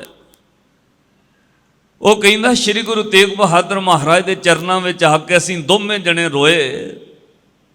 ਦਿੱਲੀ ਪਹੁੰਚੇ, ਧੰਨ ਗੁਰੂ ਤੇਗ ਬਹਾਦਰ ਮਹਾਰਾਜ ਦੇ ਚਰਨਾਂ ਵਿੱਚ ਸੀਸਗੰਜ ਸਾਹਿਬ, ਉੱਥੇ ਅਰਦਾਸ ਬੇਨਤੀ ਕੀਤੀ। 3 ਦਿਨ ਰਹਿ ਕੇ ਸੇਵਾ ਵੀ ਕੀਤੀ। ਤਿੰਨੇ ਦਿਨ ਕਹਿੰਦਾ ਅਸੀਂ ਦੋਵੇਂ ਜਣੇ ਵਾਈਫ ਹਸਬੈਂਡ ਇਹੀ ਬੇਨਤੀ ਕਰਦੇ ਰਹੇ, ਸੱਚੇ ਪਾਤਸ਼ਾਹ ਤੁਹਾਡਾ ਦਿੱਤਾ ਸਭ ਕੁਝ ਹੈ, ਬਸ ਸਿੱਖੀ ਵੀ ਬਖਸ਼ਿਓ। ਆਹ ਚੀਜ਼ ਦੀ ਇੱਕ ਕਮੀ ਹੈ, ਮਹਾਰਾਜ ਕਿਰਪਾ ਬਖਸ਼ਿਸ਼ ਕਰ ਦਿਓ। ਤੁਸੀਂ ਤਾਂ ਦੂਜਿਆਂ ਦਾ ਰੁੜਦਾ ਧਰਮ ਬਚਾ ਲੈਂਦੇ ਹੋ, ਆਹ ਤਾਂ ਗੱਲ ਹੀ ਕੁਝ ਨਹੀਂ ਪਾਤਸ਼ਾਹ, ਕਿਰਪਾ ਤਰਸ ਕਰੋ। ਕਹਿੰਦਾ 3 ਦਿਨ ਅਸੀਂ ਸੇਵਾ ਕੀਤੀ ਤੇ ਭਾਈ ਸਾਹਿਬ ਕਹਿੰਦਾ ਜਦੋਂ ਅਸੀਂ ਤੀਜੇ ਦਿਨ ਜਾਣ ਲੱਗੇ ਨਾ, ਸਾਦਾ ਜਿਹਾ ਇੱਕ ਬਜ਼ੁਰਗ, ਚਿੱਟਾ ਉਹਦਾ ਦਾੜਾ, ਕਹਿੰਦਾ ਭਾਈ ਸਾਹਿਬ ਜਦੋਂ ਅਸੀਂ ਬਾਹਰ ਗੁਰਦੁਆਰਿਓਂ ਨਿਕਲੇ, ਉਹਨੇ 3 ਗੁਲਾਬ ਦੇ ਫੁੱਲ ਸਾਨੂੰ ਦਿੱਤੇ ਅੰਦਰੋਂ ਲਿਆ ਕੇ। ਕਹਿੰਦਾ ਮੇਰੇ ਮਨ ਦੇ ਅੰਦਰ ਸ਼ਰਧਾ ਭਾਵਨਾ ਪ੍ਰੇਮ ਬਣਿਆ। ਕਹਿੰਦਾ ਉਹ ਫੁੱਲ ਲੈ ਕੇ ਮੈਂ ਘਰ ਵਾਲੀ ਨੂੰ ਇਦਾਂ ਪਕੜਾ ਦਿੱਤੇ, ਅਸੀਂ ਉਹ ਘਰ ਲਿਜਾ ਕੇ ਰੱਖ ਲਏ। ਭਾਵਨਾ ਦੀ ਗੱਲ ਹੈ। ਤਾਂ ਕਹਿੰਦਾ ਮਹਾਰਾਜ ਦੀ ਨਜ਼ਰ ਕਿਰਪਾ ਹੋਈ, ਥੋੜਾ ਸਮਾਂ ਲੰਘਿਆ, ਗੁਰੂ ਦੀ ਬਖਸ਼ਿਸ਼ ਕਿਰਪਾ ਹੋ ਗਈ ਤਾਂ ਉਹ ਟੈਸਟ ਪੋਜ਼ਿਟਿਵ ਸੀ। ਕਹਿੰਦਾ ਅਸੀਂ ਡਾਕਟਰ ਦੀ ਸਲਾਹ ਦੇ ਉਲਟ ਗੁਰੂ ਤੇ ਭਰੋਸਾ ਰੱਖ ਕੇ ਉਹ ਚੀਜ਼ ਦਾ ਰਿਸਕ ਲਿਆ ਤੇ ਕਹਿੰਦਾ ਭਾਈ ਸਾਹਿਬ ਗੁਰੂ ਨੇ ਤੋੜ ਨਿਭਾਈ ਹੈ। ਪਹਿਲੇ ਹੀ ਉਸੇ ਕਾਰੇ ਤੋਂ ਬਾਅਦ ਉਹਨਾਂ ਦੇ ਬੇਟਾ ਹੋਇਆ। ਹੁਣ ਤੁਸੀਂ ਹੈਰਾਨ ਹੋਵੋਗੇ, ਮੈਂ ਉਹਦੇ ਘਰ ਜਾ ਕੇ ਆਇਆ, ਪਾਤਸ਼ਾਹ ਨੇ 3 ਬੱਚੇ ਉਹਨੂੰ ਦਿੱਤੇ ਹੋਏ ਆ, 2 ਬੇਟੇ ਨੇ 1 ਬੇਟੀ ਹੈ। ਅੱਜ ਖੁਸ਼ਹਾਲ ਪਰਿਵਾਰ ਹੈ। ਗੁਰੂ ਉੱਤੇ ਭਰੋਸਾ ਰੱਖਣ ਦੀ ਲੋੜ ਹੈ। ਜਿੱਥੋਂ ਡਾਕਟਰ ਕਹਿ ਦੇਣਾ ਕੰਮ ਨਹੀਂ ਹੋ ਸਕਦਾ, ਉਹ ਵੀ ਗੁਰੂ ਕਰਕੇ ਵਿਖਾ ਦਿੰਦਾ। ਆਹ ਦੁਨਿਆਵੀ ਚੀਜ਼ਾਂ ਤਾਂ 9 ਨਿੱਧਾ 18 ਸਿੱਧਾ ਤੁਹਾਨੂੰ ਮਿਲ ਜਾਂਦੀਆਂ ਨੇ। ਇਹ ਤਾਂ ਦੁਨਿਆਵੀ ਚੀਜ਼ਾਂ ਹੈ ਹੀ ਕੁਝ ਨਹੀਂ। ਬਸ ਸ਼ਰਤ ਇੱਕ ਹੈ, ਗੁਰੂ ਤੇ ਭਰੋਸਾ ਹੋਵੇ। ਗੁਰੂ ਦੀ ਕੋਈ ਸ਼ਰਤ ਹੈ, ਕਿਤੇ ਹੋਰ ਨਾ ਹੁਣ ਬਾਂਹ ਪਕੜਾਈ। ਮੈਂ ਕਈ ਵਾਰ ਕਹਿੰਦਾ ਨਾ, ਤੁਹਾਡੇ ਹੱਥ ਵਿੱਚ ਕੜਾ ਪਹਿਨਿਆ ਹੋਇਆ ਨਾ, ਇਹ 10ਵੇਂ ਪਾਤਸ਼ਾਹ ਦੀ ਨਿਸ਼ਾਨੀ ਹੈ। ਪ੍ਰੋਫੈਸਰ ਪੂਰਨ ਸਿੰਘ ਜੀ ਨੇ ਇਹਨੂੰ ਗੁਰੂ ਦਾ ਸ਼ਿੰਗਾਰ ਦੱਸਿਆ। ਔਰ ਸਾਧ ਸੰਗਤ, ਅਸਲ ਵਿੱਚ ਹੱਥ ਵਿੱਚ ਪਹਿਨਿਆ ਹੋਇਆ ਕੜਾ ਇਸ ਤਰ੍ਹਾਂ ਹੈ ਜਿਵੇਂ ਕਿਸੇ ਬੰਦੇ ਨੂੰ ਕੋਈ ਕੈਦ ਹੋਈ ਹੋਵੇ, ਜੇ ਉਹਨੂੰ ਪੇਸ਼ੀ ਤੇ ਲੈ ਕੇ ਜਾਣ, ਕੈਦੀ ਦੇ ਹੱਥ ਵਿੱਚ ਕੜੀ ਲਾ ਕੇ ਜਾਂਦੇ ਨੇ। ਇਹ ਕਿਸੇ ਦਾ ਗੁਲਾਮ ਹੈ, ਇਹ ਆਜ਼ਾਦ ਬੰਦਾ ਨਹੀਂ, ਇਹ ਕਿਸੇ ਦਾ ਕੈਦੀ ਹੋਇਆ। ਕੈਦੀ ਦੇ ਹੱਥ ਨੂੰ ਕੜੀ ਪਹਿਨਾਈ ਹੁੰਦੀ ਹੈ। ਸਿੱਖਾ, ਤੇਰੇ ਹੱਥ ਵਿੱਚ ਗੁਰੂ ਨੇ ਕੜਾ ਪਾਇਆ, ਇਹ ਨਿਸ਼ਾਨੀ ਹੈ ਤੂੰ ਗੁਰੂ ਗੋਬਿੰਦ ਸਿੰਘ ਮਹਾਰਾਜ ਦਾ ਸੇਵਕ ਸਿੱਖ, ਗੁਰੂ ਦਾ ਗੁਲਾਮ ਹੈ। ਕਿਤੇ ਇਹ ਨਾ ਹੋਵੇ ਇੱਕ ਹੱਥ ਵਿੱਚ ਕੜਾ ਤੇ ਦੂਜੇ 'ਚ ਕੁਝ ਹੋਰ ਪਾਇਆ ਹੋਵੇ, ਫਿਰ ਤੇਰਾ ਗੁਰੂ ਨਾਲ ਪਿਆਰ ਨਹੀਂ ਹੈ, ਫਿਰ ਤੈਨੂੰ ਗੁਰੂ ਤੇ ਭਰੋਸਾ ਨਹੀਂ। ਜਿੱਦਣ ਇੱਕ ਤੇ ਵਿਸ਼ਵਾਸ ਰੱਖ ਕੇ ਅਰਦਾਸ ਕਰੋਗੇ, ਗੁਰੂ ਫਿਰ ਬਾਂਹ ਪਕੜਦਾ। ਪੰਡਤ ਕਿਰਪਾ ਰਾਮ ਨੇ ਰੋ ਕੇ ਕਿਹਾ ਸ਼੍ਰੀ ਗੁਰੂ ਤੇਗ ਬਹਾਦਰ ਮਹਾਰਾਜ ਨੂੰ, ਪਾਤਸ਼ਾਹ ਅਸੀਂ ਪਿਓ ਦਾਦਿਆਂ ਤੋਂ ਤੁਹਾਡੇ ਚਰਨਾਂ 'ਚ ਫਰਿਆਦ ਕਰਦੇ ਰਹੇ ਹਾਂ, ਅੱਜ ਮਹਾਰਾਜ ਧਰਮ ਉੱਤੇ ਸੰਕਟ ਬਣਿਆ, ਤੁਹਾਡੇ ਚਰਨਾਂ 'ਚ ਫਰਿਆਦ ਕਰਨਾ ਹੈ। ਪਿਓ ਦਾਦਿਆਂ ਤੋਂ ਕਿਵੇਂ? ਸ਼੍ਰੀ ਗੁਰੂ ਨਾਨਕ ਸਾਹਿਬ ਮਹਾਰਾਜ ਨੂੰ ਇੱਕ ਪੰਡਤ ਮਿਲਿਆ ਸੀ ਗੁਜਰਾਤ। ਉਹਨੇ ਗੱਡੇ ਭਰੇ ਸਨ ਗ੍ਰੰਥਾਂ ਕਿਤਾਬਾਂ ਦੇ। ਉਹਦਾ ਨਾਮ ਹੈ ਪੰਡਤ ਬ੍ਰਹਮਦਾਸ। ਉਹ ਜਿਹਦੇ ਨਾਲ ਵਿਚਾਰ ਚਰਚਾ ਕਰੇ, ਜਿਹੜਾ ਬੰਦਾ ਹਾਰ ਜਾਏ ਉਹ ਤੋਂ ਕਿਤਾਬਾਂ ਜ਼ਬਤ ਕਰ ਲੈਂਦਾ ਸੀ, ਉਹਦੇ ਗ੍ਰੰਥ ਜ਼ਬਤ ਕਰ ਲੈਂਦਾ ਸੀ। ਉਹਨੂੰ ਗਿਆਨ ਦਾ ਬੜਾ ਹੰਕਾਰ।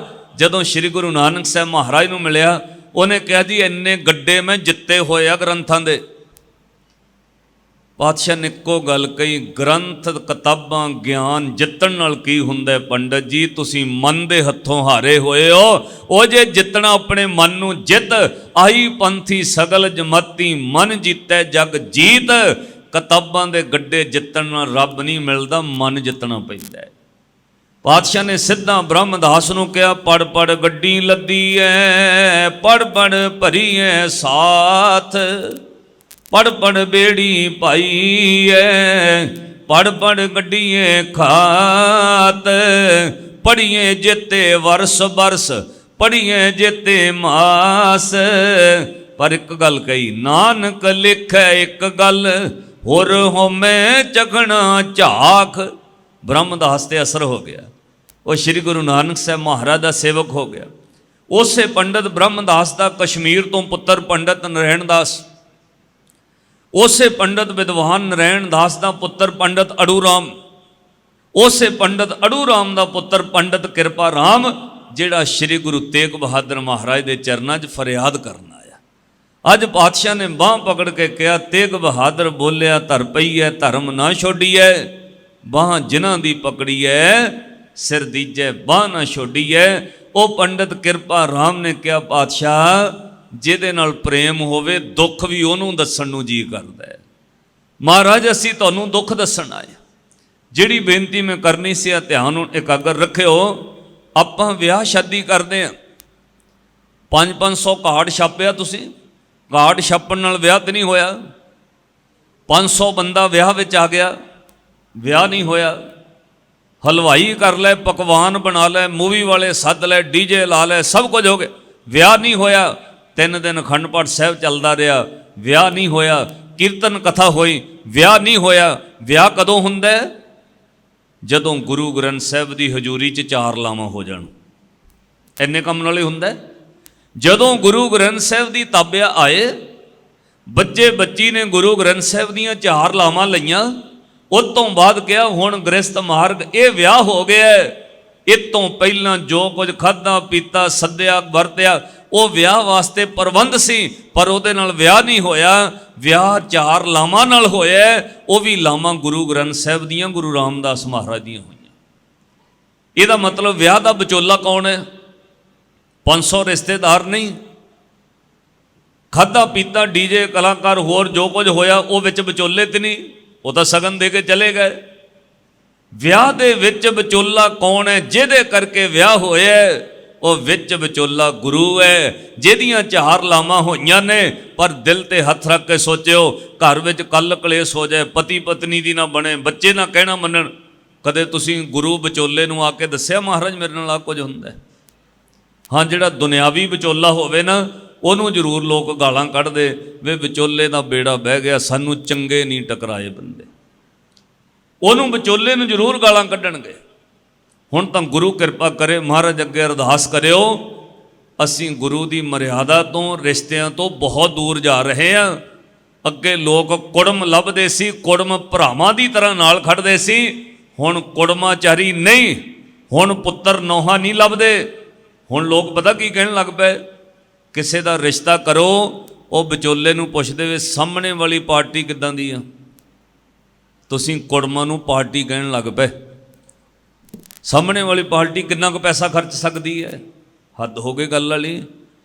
ਤੁਸੀਂ ਰਿਸ਼ਤੇਦਾਰੀਆਂ ਨੂੰ ਪਾਰਟੀਆਂ ਲੋਕ ਕਹਿਣ ਲੱਗ ਪਏ। ਲੜਕੀ ਵਾਲੀ ਪਾਰਟੀ ਕਿੰਨਾ ਕੁ ਪੈਸਾ ਖਰਚ ਦੇਗੀ, ਲੜਕੇ ਵਾਲੇ ਕਿੰਨਾ ਖਰਚ ਦੇਣਗੇ। ਇੱਥੋਂ ਤੱਕ ਅਸੀਂ ਆਪਣਾ ਈਮਾਨ ਗਵਾ ਲਿਆ। ਅੱਜ ਤੋਂ 20 ਸਾਲ ਪਹਿਲਾਂ ਲੜਕੇ ਵਾਲੇ ਦਾਜ ਮੰਗਦੇ ਸੀ, ਬੜਾ ਮਾੜਾ ਮੰਨਿਆ ਜਾਂਦਾ ਸੀ। ਮੁੰਡੇ ਵਾਲੇ ਦਾਜ ਮੰਗਦੇ ਆ ਜੀ, ਦਾਜ ਮੰਗਦੇ ਆ। ਹੁਣ ਤੁਹਾਡੀ ਕੀ ਸਲਾਹ? ਦਾਜ ਬੰਦ ਹੋ ਗਿਆ? ਦਾਜ ਬੰਦ ਨਹੀਂ ਹੋਇਆ। ਹੁਣ ਮੁੰਡੇ ਵਾਲੇ ਲੈਣੋਂ ਹਟ ਗਏ ਨੇ, ਹੁਣ ਕੁੜੀਆਂ ਵਾਲੇ ਮੰਗਦੇ ਨੇ। 6.5 ਬੈਂਡ ਆਏ ਆ, ਕਿੰਨੇ ਪੈਸੇ ਲਾਉਂਗੇ? ਸਾਰੇ ਪੈਸੇ ਤੁਹਾਨੂੰ ਲਾਉਣੇ ਪੈਣੇ ਆ। ਇਹ ਦਾਜ ਨਹੀਂ ਤੇ ਹੋਰ ਕੀ ਹੈ? ਇਸੇ ਕਰਕੇ ਲੋਕ ਕੁੜਮਾਂ ਨੂੰ ਪਾਰਟੀਆਂ ਕਹਿਣ ਲੱਗ ਪਏ। ਸਾਹਮਣੇ ਵਾਲੀ ਪਾਰਟੀ ਕਿੰਨਾ ਕੁ ਪੈਸਾ ਲਾਏਗੀ? ਗੁਰੂ ਅੱਗੇ ਅਰਦਾਸ ਕਰਿਓ, ਇਹ ਆਪਾਂ ਦੁਆਰਾ ਉਸ ਕਲਚਰ ਵਿੱਚ, ਭੈਣ ਭਰਾਵਾਂ ਵਾਲੇ ਰਿਸ਼ਤੇਦਾਰੀ ਦੇ ਕਲਚਰ ਵਿੱਚ ਆਈਏ। ਆਪਾਂ ਸਾਧ ਸੰਗਤ ਪੁੱਤ ਵਿਆਹ ਕੇ ਘਰ ਵਿੱਚ 9 ਧੀਆਂ ਵਰਗੀ ਲਿਆਉਣੀ ਹੈ, ਜਿਹੜੀ ਤੁਹਾਨੂੰ ਸੇਵਾ ਕਰੇ। ਇਹ ਗੁਰੂ ਕਿਰਪਾ ਬਖਸ਼ਿਸ਼ ਕਰੇ। ਹੁਣ ਜਿਹੜਾ ਨੁਕਤਾ ਮੈਂ ਤੁਹਾਨੂੰ ਕਹਿਣਾ, ਗ੍ਰਸਤ ਵਿੱਚ ਬਾਤ ਘਾਟ ਹੁੰਦੀ ਰਹਿੰਦੀ ਹੈ। ਇਹ ਅੱਗੇ ਪਿੱਛੇ ਕੁਝ ਨਾ ਕੁਝ ਹੁੰਦਾ ਰਹਿੰਦਾ ਹੈ। ਦੁਨਿਆਵੀ ਵਿਚੋਲਿਆਂ ਨੂੰ ਅਲੰਬੇ ਨਾ ਦੇ। ਹੁਣ ਤਾਂ ਵਿਆਹ ਹੋ ਗਿਆ, ਸਿੱਖਾ ਕੋਈ ਦੁੱਖ ਹੋਵੇ ਆ ਕੇ ਉਸ ਗੁਰੂ ਵਿਚੋਲੇ ਨੂੰ ਕਹਿੰਦਾ ਤਿਆ। 500 ਬੰਦਾ ਵਿਆਹ ਵਿੱਚ ਆਇਆ ਸੀ, ਸਗਨ ਦੇ ਕੇ ਉਹ ਖਾ ਪੀ ਕੇ ਚਲੇ ਗਏ। ਵਿਆਹ ਉਦੋਂ ਹੋਇਆ ਜਦੋਂ ਗੁਰੂ ਗ੍ਰੰਥ ਸਾਹਿਬ ਦੀਆਂ 4 ਲਾਵਾਂ ਹੋਈਆਂ। ਘਰ ਦਾ ਕੋਈ ਦੁੱਖ ਹੋਵੇ ਆ ਕੇ ਆਪਣੇ ਉਸ ਗੁਰੂ ਨੂੰ ਕਹਿੰਦਾ ਤਾ, ਤੇਰੀਆਂ ਲਾਵਾਂ ਕਰਕੇ ਵਿਆਹ ਹੋਇਆ, ਮੇਰੇ ਤੇ ਕਿਰਪਾ ਕਰੋ, ਮੇਰੇ ਪਰਿਵਾਰ ਵਿੱਚ ਆਹ ਦਿੱਕਤ ਹੈ, ਤੁਸੀਂ ਸਹੀ ਕਰੋ। ਮੇਰਾ ਵਿਸ਼ਵਾਸ ਹੈ ਗੁਰੂ ਵਿਚੋਲਾ ਤੁਹਾਡੀਆਂ ਸਾਰੀਆਂ ਮੁਸ਼ਕਲਾਂ ਦੂਰ ਕਰ ਦੇਗਾ। ਲੋਕ ਦੀਆਂ ਨਹੀਂ, ਪਰ ਲੋਕ ਤੱਕ ਗੁਰੂ ਦੀ ਜ਼ਿੰਮੇਵਾਰੀ ਹੈ। ਪਰ ਸਿੱਖਾ ਤੂੰ ਗੁਰੂ ਨੂੰ ਕਹਿ, ਗੁਰੂ ਉਹ ਵਿਚੋਲਾ ਜਿਹੜਾ ਤੈਂਡੀ ਬੰਦਿਸ਼ ਮੈਂ ਕੋਈ ਨਾ ਡਿਠਾ, ਤੂੰ ਨਾਨਕ ਮਨ ਭਾਣਾ, ਘੋਲ ਕਮਾਈ ਤੇ ਸਮਿੱਤਰ ਵਿਚੋਲੇ, ਜੈ ਮਿਲ ਕੰਤ ਪਛਾਣ। 10ਵੇਂ ਪਾਤਸ਼ਾਹ ਵਾਲੇ ਭਾਈ ਨੰਦ ਲਾਲ ਜੀ ਕਹਿੰਦੇ, ਵਰਦੋ ਆਲਮ ਸ਼ਾਹ ਗੁਰ ਗੋਬਿੰਦ ਸਿੰਘ, ਖਸਮ ਰਾਜਾ ਕਹ ਗੁਰ ਗੋਬਿੰਦ ਸਿੰਘ। ਇਹਦਾ ਅਰਥ ਪਤਾ ਕੀ ਹੈ? ਮੈਂ ਇੱਕ ਦਿਨ ਹੁਣ ਵੀ ਅਨੰਦਪੁਰ ਸਾਹਿਬ ਤੋਂ ਇਹਦਾ ਜ਼ਿਕਰ ਕੀਤਾ ਹੈ। ਵਰ ਦਾ ਅਰਥ ਹੁੰਦਾ, ਜਦੋਂ ਆਪਾਂ ਕੱਪੜਾ ਖਰੀਦਣ ਜਾਈਦਾ ਨਾ ਦੁਕਾਨ ਤੇ, ਤਾਂ ਭੈਣਾਂ ਪੁੱਛਦੀਆਂ ਕੱਪੜੇ ਵਾਲੇ ਨੂੰ, ਭਾਈ ਇਹਦਾ ਵਰ ਕਿੰਨੇ ਕੱਪੜੇ ਦਾ? ਐਦਾਂ ਪੁੱਛਦੇ ਹੋ ਨਾ, ਕੱਪੜੇ ਦਾ ਵਰ ਕਿੰਨੇ? ਭਾਵ ਕੱਪੜੇ ਦੀ ਇਹਦੀ ਚੌੜਾਈ ਕਿੰਨੀ ਹੈ? ਉਹ ਸਿੱਖਾ ਤੇਰੇ ਗੁਰੂ ਗੋਬਿੰਦ ਸਿੰਘ ਮਹਾਰਾਜ ਦਾ ਵਰ ਪਤਾ ਕਿੰਨਾ ਵੱਡਾ ਹੈ? 2 ਆਲਮਾਂ ਤੱਕ ਗੁਰੂ ਗੋਬਿੰਦ ਸਿੰਘ ਦਾ ਵਰ ਹੈ। ਤੇਰੇ ਲੋਕ ਨੂੰ ਵੀ ਗੁਰੂ ਗੋਬਿੰਦ ਸਿੰਘ ਪੱਤ ਢੱਕ ਸਕਦਾ ਹੈ, ਪਰ ਲੋਕ ਤੱਕ ਵੀ ਤੇਰੀ ਪੱਤ ਢੱਕ ਸਕਦਾ ਹੈ। ਵਰ 2 ਆਲਮ ਸ਼ਾਹ ਗੁਰੂ ਗੋਬਿੰਦ ਸਿੰਘ। ਪਰ ਆਪਣੇ ਗੁਰੂ ਤੇ ਵਿਸ਼ਵਾਸ ਰੱਖੀ, ਇਹ ਸੱਚ ਹੈ। ਇਹ ਲੋਕ ਸੁਖੀਏ ਪਰ ਲੋਕ ਸੁਹੇਲੇ ਕਰ ਦਿੰਦਾ ਹੈ। ਇਸ ਲਈ ਜ਼ਿੰਦਗੀ ਵਿੱਚ ਆਪਣਾ ਦੁੱਖ ਜਿਹੜਾ ਉਹ ਬੰਦਿਆਂ ਨੂੰ ਦੱਸਣ ਦੀ ਬਜਾਏ ਗੁਰੂ ਵਿਚੋਲੇ ਨੂੰ ਦੱਸਿਓ। ਗੁਰੂ ਫਿਰ ਦੁੱਖ ਰਹਿਣ ਨਹੀਂ ਦਿੰਦਾ, ਪਰ ਸ਼ਰਤ ਕੋਈ ਹੈ, ਗੁਰੂ ਪੜਾਉਂਦਾ, ਵਿਸ਼ਵਾਸ ਨਾਲ ਪੜਿਓ। ਥਿਰ ਕਰ ਵੈਸੋ ਹਰ ਜਨ ਪਿਆਰੇ, ਥਿਰ ਕਰ ਵੈਸੋ ਹਰ ਜਨ ਪਿਆਰੇ, ਥਿਰ ਕਰ ਵੈਸ ਹਰ ਜਨ, ਥਿਰ ਕਰ ਵੈਸੋ सतगुर तुमरे काज सवारे, सतगुर तुमरे काज सवारे, सतगुर तुम सतगुर तुमरे। जिमें तुहाडे नगर नूं गुरु तेग बहादुर महाराज जियां ने वर बख्शिशां कीतियां ना, श्री गुरु तेग बहादुर महाराज इत्थों जदों चल के पटियाले रस्ते गए, भवानीगढ़ दे लागे एक पिंड है, वो पिंड का नाम है आलोवाल। श्री गुरु रामदास महाराज सज्जे पातशाह दे वेले भवानीगढ़ तो संगत दर्शन करन गई। उदों लोग गड्डियां ते जांदे सन, कई कई दिन लग जांदे सी। वो संगत विच एक बजुर्ग, चिट्टा उहदा दड़ है, कपड़े उहदे बहुत मैले ने, कई थावां तो टाकियां उहने सीतियां होईयां ने।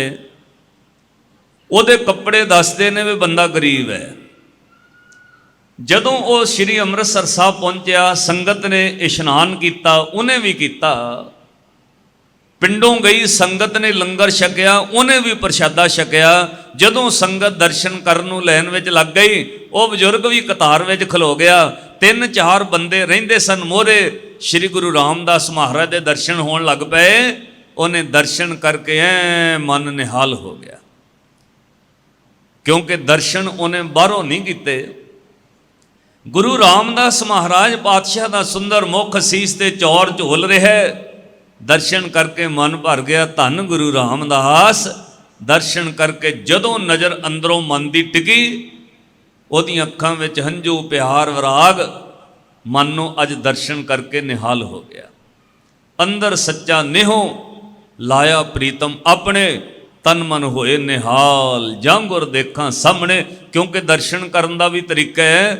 मैं कई बार कहना ना, तुसीं भी दरबार साहब जाते हो, 2-2 घंटे लाइनां 'च खड़ना पैंदा।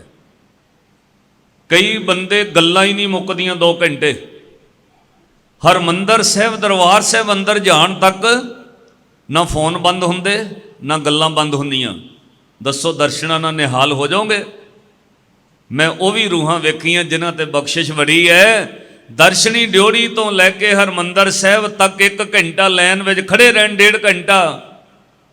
वो गुरु गुरु जपदे ने, कीर्तन सुनते ने, वाहिगुरू कहंदे ने। हरमंदर साहब अंदर बढ़न तक उन्हां दी अखां विच हंझू नहीं सुकदे। वो निहाल हो जाते दर्शनां नाल। वो झोलियां भर के लैके आउंदे, जिहड़े गल्लां करदे रहिंदे गल्लां जोगे रह जांदे। अज वो बजुर्ग दा मन निहाल हो गया। जदों पातशाह नूं उहने मत्था टेकिया तां श्री गुरु रामदास महाराज वो बजुर्ग वल वेख के बोल पे, कहंदे बजुर्गा कुछ चाहिदा घर वास्ते, मंग लेना सी। उन्होंने कहा महाराज कुछ नहीं चाहिए, तुहाडे दर्शन हो गए। मैं बजुर्ग नूं किने इत्थे लियाउणा सी, तां पिंड दी संगत मैनूं लै आई महाराज तुहाडे लई। मैं कल्ले ने कित्थों आउणा सी? आ तां पिंड दी संगत मैनूं गड्डियां ते सहारा दे के नाल लै आई। महाराज तुहाडे दर्शन हो गए, कुछ नहीं चाहिए। गुरु रामदास महाराज कहंदे कुछ मंग लेना सी। कहना महाराज नहीं चाहिए नहीं कुछ। पहला बंदा वेखिया जिन्हों गुरु कवे कुछ मंग लै, वो कहना चाहिए नहीं कुछ। पातशाह ने तीजी बार फिर गया, कहने कुछ चाहिए होवे मंग लै, तेरे ते मन बड़ा खुश है। वो बजुर्ग ने फिर रुक के कहा महाराज एक मन च फुरना आया। जदों महाराज तुहाडे दर्शन कर रहा सी ना, एक ख्याल मन च आया, जे महाराज तुसीं कुछ देना है, एक कृपा करियो मेरे ते तरस कृपा करो, मेरे घर विच चरनी ही पा दिओ कदे। गुरु रामदास महाराज चुप कर गए। पातशाह फिर कुछ पलों बाद बोले, कहते हाँ बई तेरे घर विच चरण पावांगे, जरूर आवांगे, रात भी रवांगे, प्रशादा भी छकांगे, इशनान भी करांगे, तेरे घर विच बजुर्गां चरण पावांगे। तो बजुर्ग फिर खुश होके जदों हथ जोड़ के मत्था टेक के तुरन लगा, उहदे मन च आ गया। फिर हथ जोड़ के बोलिया, कहना महाराज जदों तुसीं चरण पाओगे किन्ने क सिख होणगे तुहाडे नाल, मैं प्रशादे पानी का भी प्रबंध करना है, महाराज किन्ने क सिख होणगे। श्री गुरु रामदास महाराज बोले, ਕਹਿੰਦੇ 40-45 ਸਿੱਖ ਤਾਂ ਹੋਣਗੇ ਬਈ। ਅੱਗੋਂ ਬਜ਼ੁਰਗ ਕਹਿੰਦਾ ਮਹਾਰਾਜ ਇੰਨੇ ਬੰਦਿਆਂ ਦੀ ਰੋਟੀ ਮੈਂ ਨਹੀਂ ਬਣਾ ਸਕਦਾ, ਮੈਂ ਆ ਗਰੀਬ ਬੰਦਾ, ਇੰਨੇ ਬੰਦਿਆਂ ਦਾ ਪ੍ਰਸ਼ਾਦਾ ਮਹਾਰਾਜ ਮੇਰੇ ਘਰ ਬਣਨਾ ਔਖਾ ਹੈ, ਮੈਂ ਤਾਂ ਤੁਹਾਨੂੰ ਕੱਲਿਆਂ ਨੂੰ ਛਕਾ ਸਕਦਾ। 40-45 ਬੰਦਿਆਂ ਦਾ ਪ੍ਰਸ਼ਾਦਾ, ਤੁਸੀਂ ਕਹਿੰਦੇ ਹੋ ਰਾਤ ਵੀ ਰਹਿਣਾ ਪ੍ਰਸ਼ਾਦਾ ਵੀ ਛਕਣਾ, ਮੈਂ ਗਰੀਬ ਕਿੱਥੋਂ ਛਕਾਵਾਂਗਾ? ਮੇਰੇ ਘਰ ਵਿੱਚ ਤਾਂ ਗੋਡੇ ਗੋਡੇ ਗਰੀਬੀ ਹੈ, ਮੈਂ ਇੰਨੇ ਬੰਦਿਆਂ ਨੂੰ ਲੰਗਰ ਪ੍ਰਸ਼ਾਦਾ ਨਹੀਂ ਛਕਾ ਸਕਦਾ। ਸ਼੍ਰੀ ਗੁਰੂ ਰਾਮਦਾਸ ਮਹਾਰਾਜ ਬੋਲੇ, ਕਹਿੰਦੇ ਬਜ਼ੁਰਗਾ ਅੱਜ ਤੇਰੇ ਘਰ ਵਿੱਚ ਗੋਡੇ ਗੋਡੇ ਗਰੀਬੀ ਹੈ, ਓਏ ਜਿੱਦਣ ਅਸੀਂ ਚਰਨ ਪਾਣੇ ਉਦਣ ਗਰੀਬੀ ਨਹੀਂ ਰਹਿਣੀ, ਉਦਣ ਮੋਢੇ ਮੋਢੇ ਅਮੀਰੀ ਹੋਣੀ ਤੇਰੇ ਘਰ 'ਚ।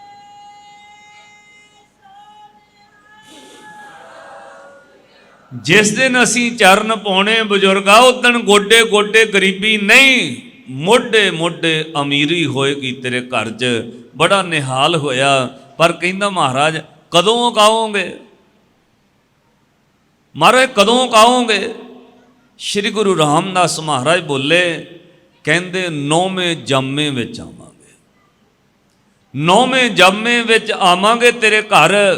ਬਜ਼ੁਰਗਾ ਨਾ ਉਦੋਂ ਤੂੰ ਸਰੀਰ 'ਚ ਹੋਣਾ, ਨਾ ਅਸੀਂ ਸਰੀਰ 'ਚ ਹੋਣਾ, ਤੇਰੇ ਪੁੱਤ ਪੋਤੇ ਹੋਣਗੇ ਪੜਪੋਤੇ, ਉਦੋਂ ਚਰਨ ਪਾਉਣਗੇ। 9ਵੇਂ ਜਾਮੇ ਵਿੱਚ ਆਵਾਂਗੇ ਧੰਨ ਸ਼੍ਰੀ ਗੁਰੂ ਤੇਗ ਬਹਾਦਰ ਮਹਾਰਾਜ ਦੇ ਰੂਪ 'ਚ। ਇਤਿਹਾਸ ਕਹਿੰਦਾ ਪਾਤਸ਼ਾਹ ਇਸ ਨਗਰ ਤੋਂ ਹੋ ਕੇ ਇਸੇ ਰਸਤੇ ਪਟਿਆਲੇ ਹੁੰਦੇ ਭਵਾਨੀਗੜ੍ਹ ਗਏ। ਜਦੋਂ ਮਹਾਰਾਜ ਉਹ ਨਗਰ ਵਿੱਚ ਉਹਨਾਂ ਦੇ ਘਰ ਗਏ ਤਾਂ ਬਹੁਤ ਵੱਡੀ ਹਵੇਲੀ, ਉਹ ਬਜ਼ੁਰਗ ਦੇ ਪੋਤੇ ਪੜਪੋਤੇ ਸ਼ਾਹੂਕਾਰ, ਉਹਨਾਂ ਕੋਲ ਸੈਂਕੜੇ ਕਿੱਲਿਆਂ ਦੀਆਂ ਜ਼ਮੀਨਾਂ ਦਾ ਕਾਰੋਬਾਰ, ਲੋਕ ਸ਼ਾਹੂਕਾਰ ਉਹਨਾਂ ਨੂੰ ਕਹਿਣ। ਉਸ ਵਕਤ ਉਸ ਬਜ਼ੁਰਗ ਦਾ ਪੜਪੋਤਾ ਸਾਧ ਸੰਗਤ ਬਹੁਤ ਵੱਡਾ ਸੇਠ, ਉਹਨੂੰ ਲੋਕ ਇਲਾਕੇ ਵਿੱਚ ਸੇਠ ਜੀ ਕਹਿ ਕੇ ਪੂਜਣ, ਉਹਦਾ ਨਾਮ ਇਤਿਹਾਸ ਵਿੱਚ ਆਇਆ ਸੇਠ ਟੋਡਰ ਮੱਲ। ਉਹ ਬਹੁਤ ਵੱਡਾ ਅਮੀਰ। ਸ਼੍ਰੀ ਗੁਰੂ ਤੇਗ ਬਹਾਦਰ ਮਹਾਰਾਜ ਪਹੁੰਚ ਗਏ, ਘੋੜੇ ਤੇ ਸਵਾਰ ਨਾਲ 40-45 ਸਿੱਖ। ਉਹਨੇ ਪਾਤਸ਼ਾਹ ਨੂੰ ਆਓ ਭਗਤ ਕੀਤੀ, ਹਜ਼ੂਰ ਰਾਤ ਰਹੇ, ਦੀਵਾਨ ਸਜਿਆ, ਇਸ਼ਨਾਨ ਕੀਤਾ, ਸਵੇਰੇ ਫਿਰ ਦੀਵਾਨ ਸਜਿਆ। ਜਦੋਂ ਅਗਲੇ ਦਿਨ ਪਾਤਸ਼ਾਹ ਉਹਨਾਂ ਦੇ ਘਰੋਂ ਚੱਲਣ ਲੱਗੇ ਹਵੇਲੀ 'ਚੋਂ, ਉਹ ਜਿਹੜਾ ਸੇਠ ਟੋਡਰ ਮੱਲ ਸੀ ਨਾ, ਉਹ ਸ਼੍ਰੀ ਗੁਰੂ ਤੇਗ ਬਹਾਦਰ ਮਹਾਰਾਜ ਨੂੰ ਇੱਕ ਦਸ਼ਾਲਾ ਲੈ ਕੇ ਆਇਆ। ਇੱਕ ਪਾਤਸ਼ਾਹ ਦੇ ਚਰਨਾਂ 'ਚ ਪਿੱਤਲ ਦੀ ਉਹਨੇ ਪਰਾਤ ਮੋਹਰਾਂ ਦੀ ਭਰ ਕੇ ਭੇਂਟ ਕੀਤੀ। ਲੋਕ ਪਰਾਤਾਂ ਵਿੱਚ ਆਟਾ, ਦਾਲਾਂ, ਅਨਾਜ, ਕੋਈ ਦਾਣੇ ਭੇਂਟ ਕਰਦਾ ਹੈ, ਉਹਨੇ ਮੋਹਰਾਂ ਦੀ ਪਰਾਤ ਭਰ ਕੇ ਪਾਤਸ਼ਾਹ ਨੂੰ ਭੇਂਟ ਕੀਤੀ। ਇੱਕ ਦਸ਼ਾਲਾ ਰੱਖਿਆ। ਸ਼੍ਰੀ ਗੁਰੂ ਤੇਗ ਬਹਾਦਰ ਮਹਾਰਾਜ ਨੇ ਉਹ ਮੋਹਰਾਂ ਦੀ ਪਰਾਤ ਮੋੜ ਦਿੱਤੀ। ਕਹਿੰਦੇ ਭੇਟਾ ਥੋੜੀ ਹੈ ਟੋਡਰ ਮੱਲ, ਭੇਟਾ ਜ਼ਿਆਦਾ ਚਾਹੀਦੀ ਹੈ। ਹੱਥ ਜੋੜ ਕੇ ਕਹਿੰਦਾ ਮਹਾਰਾਜ ਸਭ ਕੁਝ ਤੁਹਾਡਾ ਦਿੱਤਾ ਹੈ, ਸਾਡੇ ਤਾਂ ਪੜਦਾਦਿਆਂ ਦੇ ਕੋਲ ਗਰੀਬੀ ਸੀ, ਕੱਪੜਿਆਂ ਨੂੰ ਟਾਕੀਆਂ ਲਾ ਕੇ ਪਹਿਨਣ ਵਾਲੇ ਸੀ, ਆ ਸਭ ਕੁਝ ਸ਼ਾਹੂਕਾਰੀ ਸਾਡੇ ਦਾਦੇ ਪਿਓ ਪੜਦਾਦਿਆਂ ਤੋਂ ਮਹਾਰਾਜ ਤੁਸੀਂ ਬਖਸ਼ੀ ਹੈ, ਸਭ ਕੁਝ ਤੁਹਾਡਾ। ਇੱਕ ਪਰਾਤ ਮੋਹਰਾਂ ਦੀ ਥੋੜੀ ਹੈ, ਖਜ਼ਾਨੇ ਵਿੱਚ 1-2 ਪਰਾਤਾਂ ਹੋਰ ਪਈਆਂ ਹੋਣਗੀਆਂ, ਮੈਂ ਸਾਰਾ ਖਜ਼ਾਨਾ ਕੱਢ ਲਿਆਉਣਾ। 1 ਮਿੰਟ ਰੁਕੋ ਪਾਤਸ਼ਾਹ, ਮੈਂ ਸਾਰੇ ਖਜ਼ਾਨਾ ਪਰਾਤਾਂ ਭਰ ਕੇ ਲੈ ਆਉਂਦਾ। 1-2 ਪਰਾਤਾਂ ਮੋਹਰਾਂ ਹੋਰ ਪਈਆਂ ਨੇ ਖਜ਼ਾਨੇ 'ਚ। ਸ਼੍ਰੀ ਗੁਰੂ ਤੇਗ ਬਹਾਦਰ ਮਹਾਰਾਜ ਜੀਆਂ ਨੇ ਬਾਂਹ ਪਕੜ ਲਈ। ਕਹਿੰਦੇ ਟੋਡਰ ਮੱਲ ਮੋਹਰਾਂ ਤਾਂ ਚਾਹੀਦੀਆਂ ਨੇ, ਪਰਾਤਾਂ ਭਰ ਕੇ ਨਹੀਂ ਚਾਹੀਦੀਆਂ।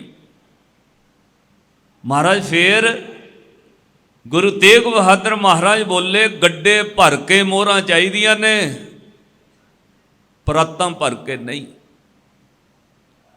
ਪਾਤਸ਼ਾਹ ਮੈਂ ਜਾਇਦਾਦ, ਜ਼ਮੀਨ, ਘਰ, ਹਵੇਲੀ ਸਭ ਕੁਝ ਵੇਚ ਦਾਂਗਾ, ਮੈਨੂੰ 2 ਦਿਨ ਦਾ ਵਕਤ ਦਿਓ। ਅੱਜ ਗੁਰੂ ਨੇ ਭੇਟਾ ਮੰਗੀ ਹੈ, ਪਾਤਸ਼ਾਹ ਤੁਹਾਡਾ ਦਿੱਤਾ ਸਭ ਕੁਝ ਹੈ, ਮੈਂ ਜ਼ਮੀਨ, ਜਾਇਦਾਦ, ਹਵੇਲੀ, ਘਰ, ਘਾਟ ਆਪਣਾ ਆਪ ਸਭ ਕੁਝ ਵੇਚ ਦਾਂਗਾ। ਪਾਤਸ਼ਾਹ ਗੱਡਾ ਭਰ ਕੇ ਵੀ ਮੋਹਰਾਂ ਦਾ ਦੇ ਦਾਂਗਾ, ਮੈਨੂੰ 2 ਦਿਨ ਦਾ ਵਕਤ ਦਿਓ।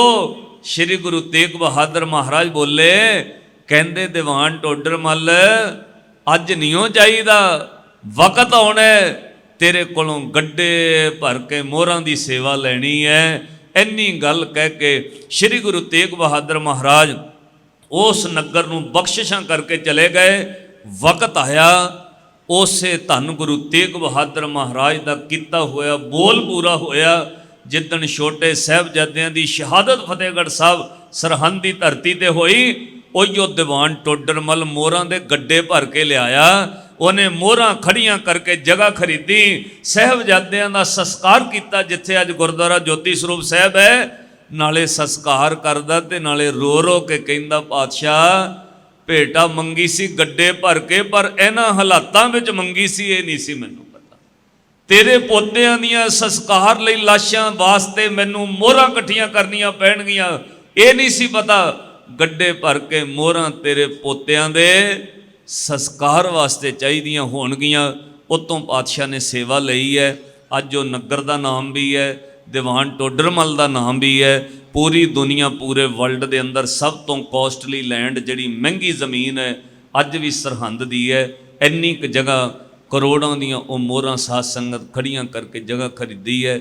ਸ਼੍ਰੀ ਗੁਰੂ ਤੇਗ ਬਹਾਦਰ ਮਹਾਰਾਜ ਨੇ ਉਹਨਾਂ ਦੇ ਪਿੰਡ ਨੂੰ ਵੀ ਨਵਾਜਿਆ, ਉਹਨਾਂ ਨੂੰ ਵੀ ਨਵਾਜਿਆ। ਸਦੀਆਂ ਤੱਕ ਉਹਨਾਂ ਦਾ ਨਾਮ ਹੈ। ਦੁਨੀਆ 'ਚ ਲੱਖਾਂ ਦੀਵਾਨ ਹੋਏ ਹੋਣਗੇ, ਪਰ ਦੀਵਾਨ ਟੋਡਰਮਲ ਦਾ ਨਾਮ ਹੈ।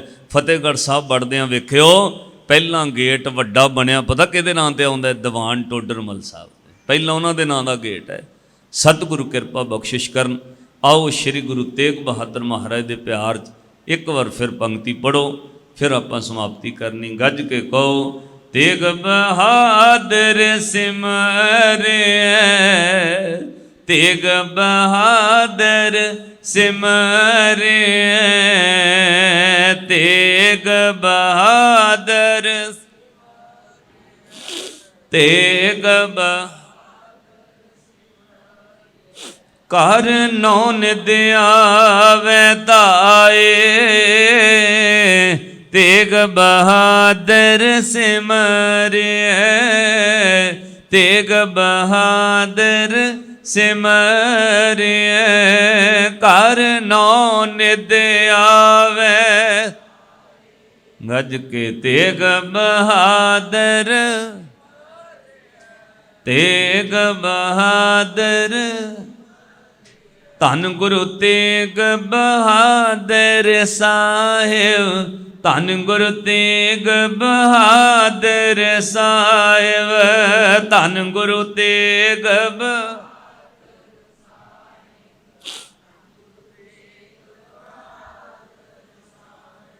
ਧੰਨ ਗੁਰੂ ਤੇਗ ਬਹਾਦਰ ਸਾਹਿਬ, ਧੰਨ ਗੁਰੂ ਤੇਗ ਬਹਾਦਰ ਸਾਹਿਬ, ਧੰਨ ਗੁਰੂ ਤੇਗ ਬਹਾਦਰ, ਗੱਜ ਕੇ ਧੰਨ ਗੁਰੂ ਤੇਗ, ਸਭ ਥਾਈਂ ਹੋਏ ਸਹਾਏ, ਤੇਗ ਬਹਾਦਰ ਸਿਮਰਿਐ, ਤੇਗ ਬਹਾਦਰ ਸਿਮਰਿਐ, ਸਭ ਥਾਈਂ ਹੋਏ ਸਹਾਏ, ਤੇਗ ਬਹਾਦਰ, ਤੇਗ ਬਹਾਦਰ ਸਿਮ। ਆਖੋ ਸਤਨਾਮ ਸ੍ਰੀ। ਸਾਧ ਸੰਗਤ ਅੰਦਰ ਵਿਸ਼ਵਾਸ ਰੱਖੋ, ਕੋਈ ਗੱਲ ਹੋਵੇ ਆਪਾਂ ਗੁਰੂ ਨੂੰ ਦੱਸਣੀ ਹੈ। ਜੇ ਗੁਰੂ ਨਾਲ ਪਿਆਰ ਹੈ ਫਿਰ ਗੁਰੂ ਨੂੰ ਦੱਸੋਗੇ, ਫਿਰ ਬੰਦਿਆਂ ਨੂੰ ਦੱਸਣ ਦੀ ਲੋੜ ਨਹੀਂ। ਸਾਧ ਸੰਗਤ, ਔਰ ਇਹ ਵੀ ਸੱਚ ਹੈ, ਗੋਹਜ ਗੱਲ ਜੀ ਕੀ ਕੀਚੈ ਸਤਿਗੁਰ ਪਾਸ, ਤਾਂ ਸਰਬ ਸੁਖ ਪਾਈਐ। ਜੇ ਗੁਰੂ ਨੂੰ ਗੱਲ ਦੱਸੋਗੇ, ਇਹ ਸੱਚ ਹੈ ਸਾਧ ਸੰਗਤ, ਗੁਰੂ ਦੇ ਕੋਲੋਂ ਸਾਰੇ ਸੁੱਖ ਮਿਲਦੇ ਨੇ। ਪਾਤਸ਼ਾਹ ਨੇ ਬਾਣੀ ਅੰਦਰ ਬਚਨ ਕਿਹਾ ਹੈ, ਕਿਹੜੀ ਚੀਜ਼ ਹੈ ਭਾਈ ਜਿਹੜੀ ਬਾਣੀ ਨਾਲ ਦੂਰ ਨਹੀਂ ਹੋ ਸਕਦੀ? ਦੁੱਖ, ਰੋਗ, ਸੰਤਾਪ ਮਿਟ ਜਾਂਦੇ ਨੇ ਬਾਣੀ ਨਾਲ।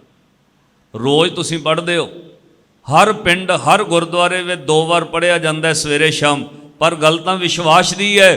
ਤੁਸੀਂ ਸਵੇਰੇ ਸ਼ਾਮ ਪੱਕਾ ਪੜ੍ਹਦੇ ਹੋ, ਗੁਰੂ ਅੱਗੇ ਅਰਦਾਸ ਕਰਿਓ ਕਿਤੇ ਵਿਸ਼ਵਾਸ ਆ ਜਾਏ।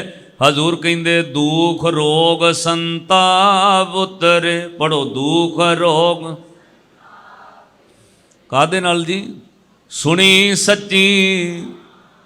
ਇੱਦਾਂ ਤਾਂ ਨਹੀਂ ਲਿਖਿਆ ਵੇ ਉਹ ਉੱਥੋਂ ਪੜ੍ਹਾ ਕੇ ਲਿਆਈ ਪਾਣੀ, ਬਨੂੜ ਕੋਈ ਪਾਣੀ ਪੜ੍ਹ ਕੇ ਦਿੰਦਾ ਹੋਵੇ, ਕੋਈ ਧਾਗਾ ਤਵੀਤ ਦਿੰਦਾ ਹੋਵੇ, ਕੋਈ ਜੋਤਸ਼ੀ ਹੋਵੇ, ਇੱਦਾਂ ਤਾਂ ਨਹੀਂ ਲਿਖਿਆ ਹੋਇਆ। ਸਿੱਧਾ ਹੀ ਲਿਖਿਆ ਹੋਇਆ ਹੈ, ਦੁਖ ਰੋਗ ਸੰਤਾਪ ਉਤਰੇ, ਪੜੋ ਸੁਣੀ ਸੱਚੀ, ਸੰਤ ਸਾਜਨ ਭਏ ਸਰਸੇ ਪੂਰੇ ਗੁਰ ਤੇ। ਸਤਿਗੁਰੂ ਕਿਰਪਾ ਬਖਸ਼ਿਸ਼ ਕਰਨ, ਸਾਨੂੰ ਵਿਸ਼ਵਾਸ ਆ ਜਾਏ। ਇੱਕ ਮਾਈ ਦਾ ਮੈਨੂੰ ਫੋਨ ਆਇਆ, ਆਉਂਦੇ ਰਹਿੰਦੇ ਨੇ ਕਿਉਂਕਿ ਸਾਨੂੰ ਸੈਂਕੜੇ ਫੋਨ ਦਿਹਾੜੀ 'ਚ ਆਉਂਦੇ ਨੇ। ਉਹ ਮੈਨੂੰ ਕਹਿੰਦੀ, ਭਾਈ ਸਾਹਿਬ ਜੀ, ਕਹਿੰਦੀ ਮੇਰੀ ਭਰਜਾਈ ਨੇ ਮੈਨੂੰ ਕੁਛ ਕਰ ਦਿੱਤਾ। ਮੈਂ ਕਿਹਾ ਕਿੱਥੋਂ ਬੋਲਦੇ ਹੋ? ਕਹਿੰਦੀ ਮੈਂ ਇਟਲੀ ਰਹਿੰਦੀ ਹਾਂ। ਮੈਂ ਕਿਹਾ ਭਰਜਾਈ ਕਿੱਥੇ ਰਹਿੰਦੀ ਹੈ? ਕਹਿੰਦੀ ਉਹ ਤਾਂ ਇੰਡੀਆ ਹੀ ਆ। ਮੈਂ ਕਿਹਾ ਵੀ ਇੰਡੀਆ ਤੋਂ ਕਰਤਾ ਇਟਲੀ ਨੂੰ? ਕਹਿੰਦੀ ਜੀ ਇੱਥੇ ਬੈਠੀ ਨੇ ਕਰਤਾ। ਮੈਂ ਕਿਹਾ ਵੀ ਉਹਨੂੰ ਪੁੱਛੋ ਮੰਤਰ ਕੋਈ, ਵੀ ਇੱਥੇ ਲੋਕ ਲੱਖਾਂ ਰੁਪਈਆ ਲਾ ਕੇ ਇਟਲੀ ਜਾਣ ਨੂੰ ਤਿਆਰ ਹੈ, ਬਾਹਰਲੇ ਦੇਸ਼ਾਂ ਨੂੰ। ਇਦਾਂ ਦੀ ਕਿਹੜੀ ਚੀਜ਼ ਹੈ ਜਿਹੜੀ ਇੱਥੋਂ ਇਦਾਂ ਬਿਨਾਂ ਜਹਾਜ਼ ਤੋਂ ਭੇਜ ਦਿੱਤੀ ਉੱਥੇ? ਉਹ ਕਹਿੰਦੀ ਨਹੀਂ ਭਾਈ ਸਾਹਿਬ ਜੀ, ਉਹਨੇ ਕੁਝ ਕਰਤਾ, ਮੈਨੂੰ ਪਤਾ ਹੈ, ਉਹਨੇ ਮੈਨੂੰ ਕੀਤਾ, ਆਹ ਕੁਝ ਹੋ ਗਿਆ। ਕਿੰਨੀਆਂ ਗੱਲਾਂ ਉਹਨੇ ਗਿਣਾ ਦਿੱਤੀਆਂ।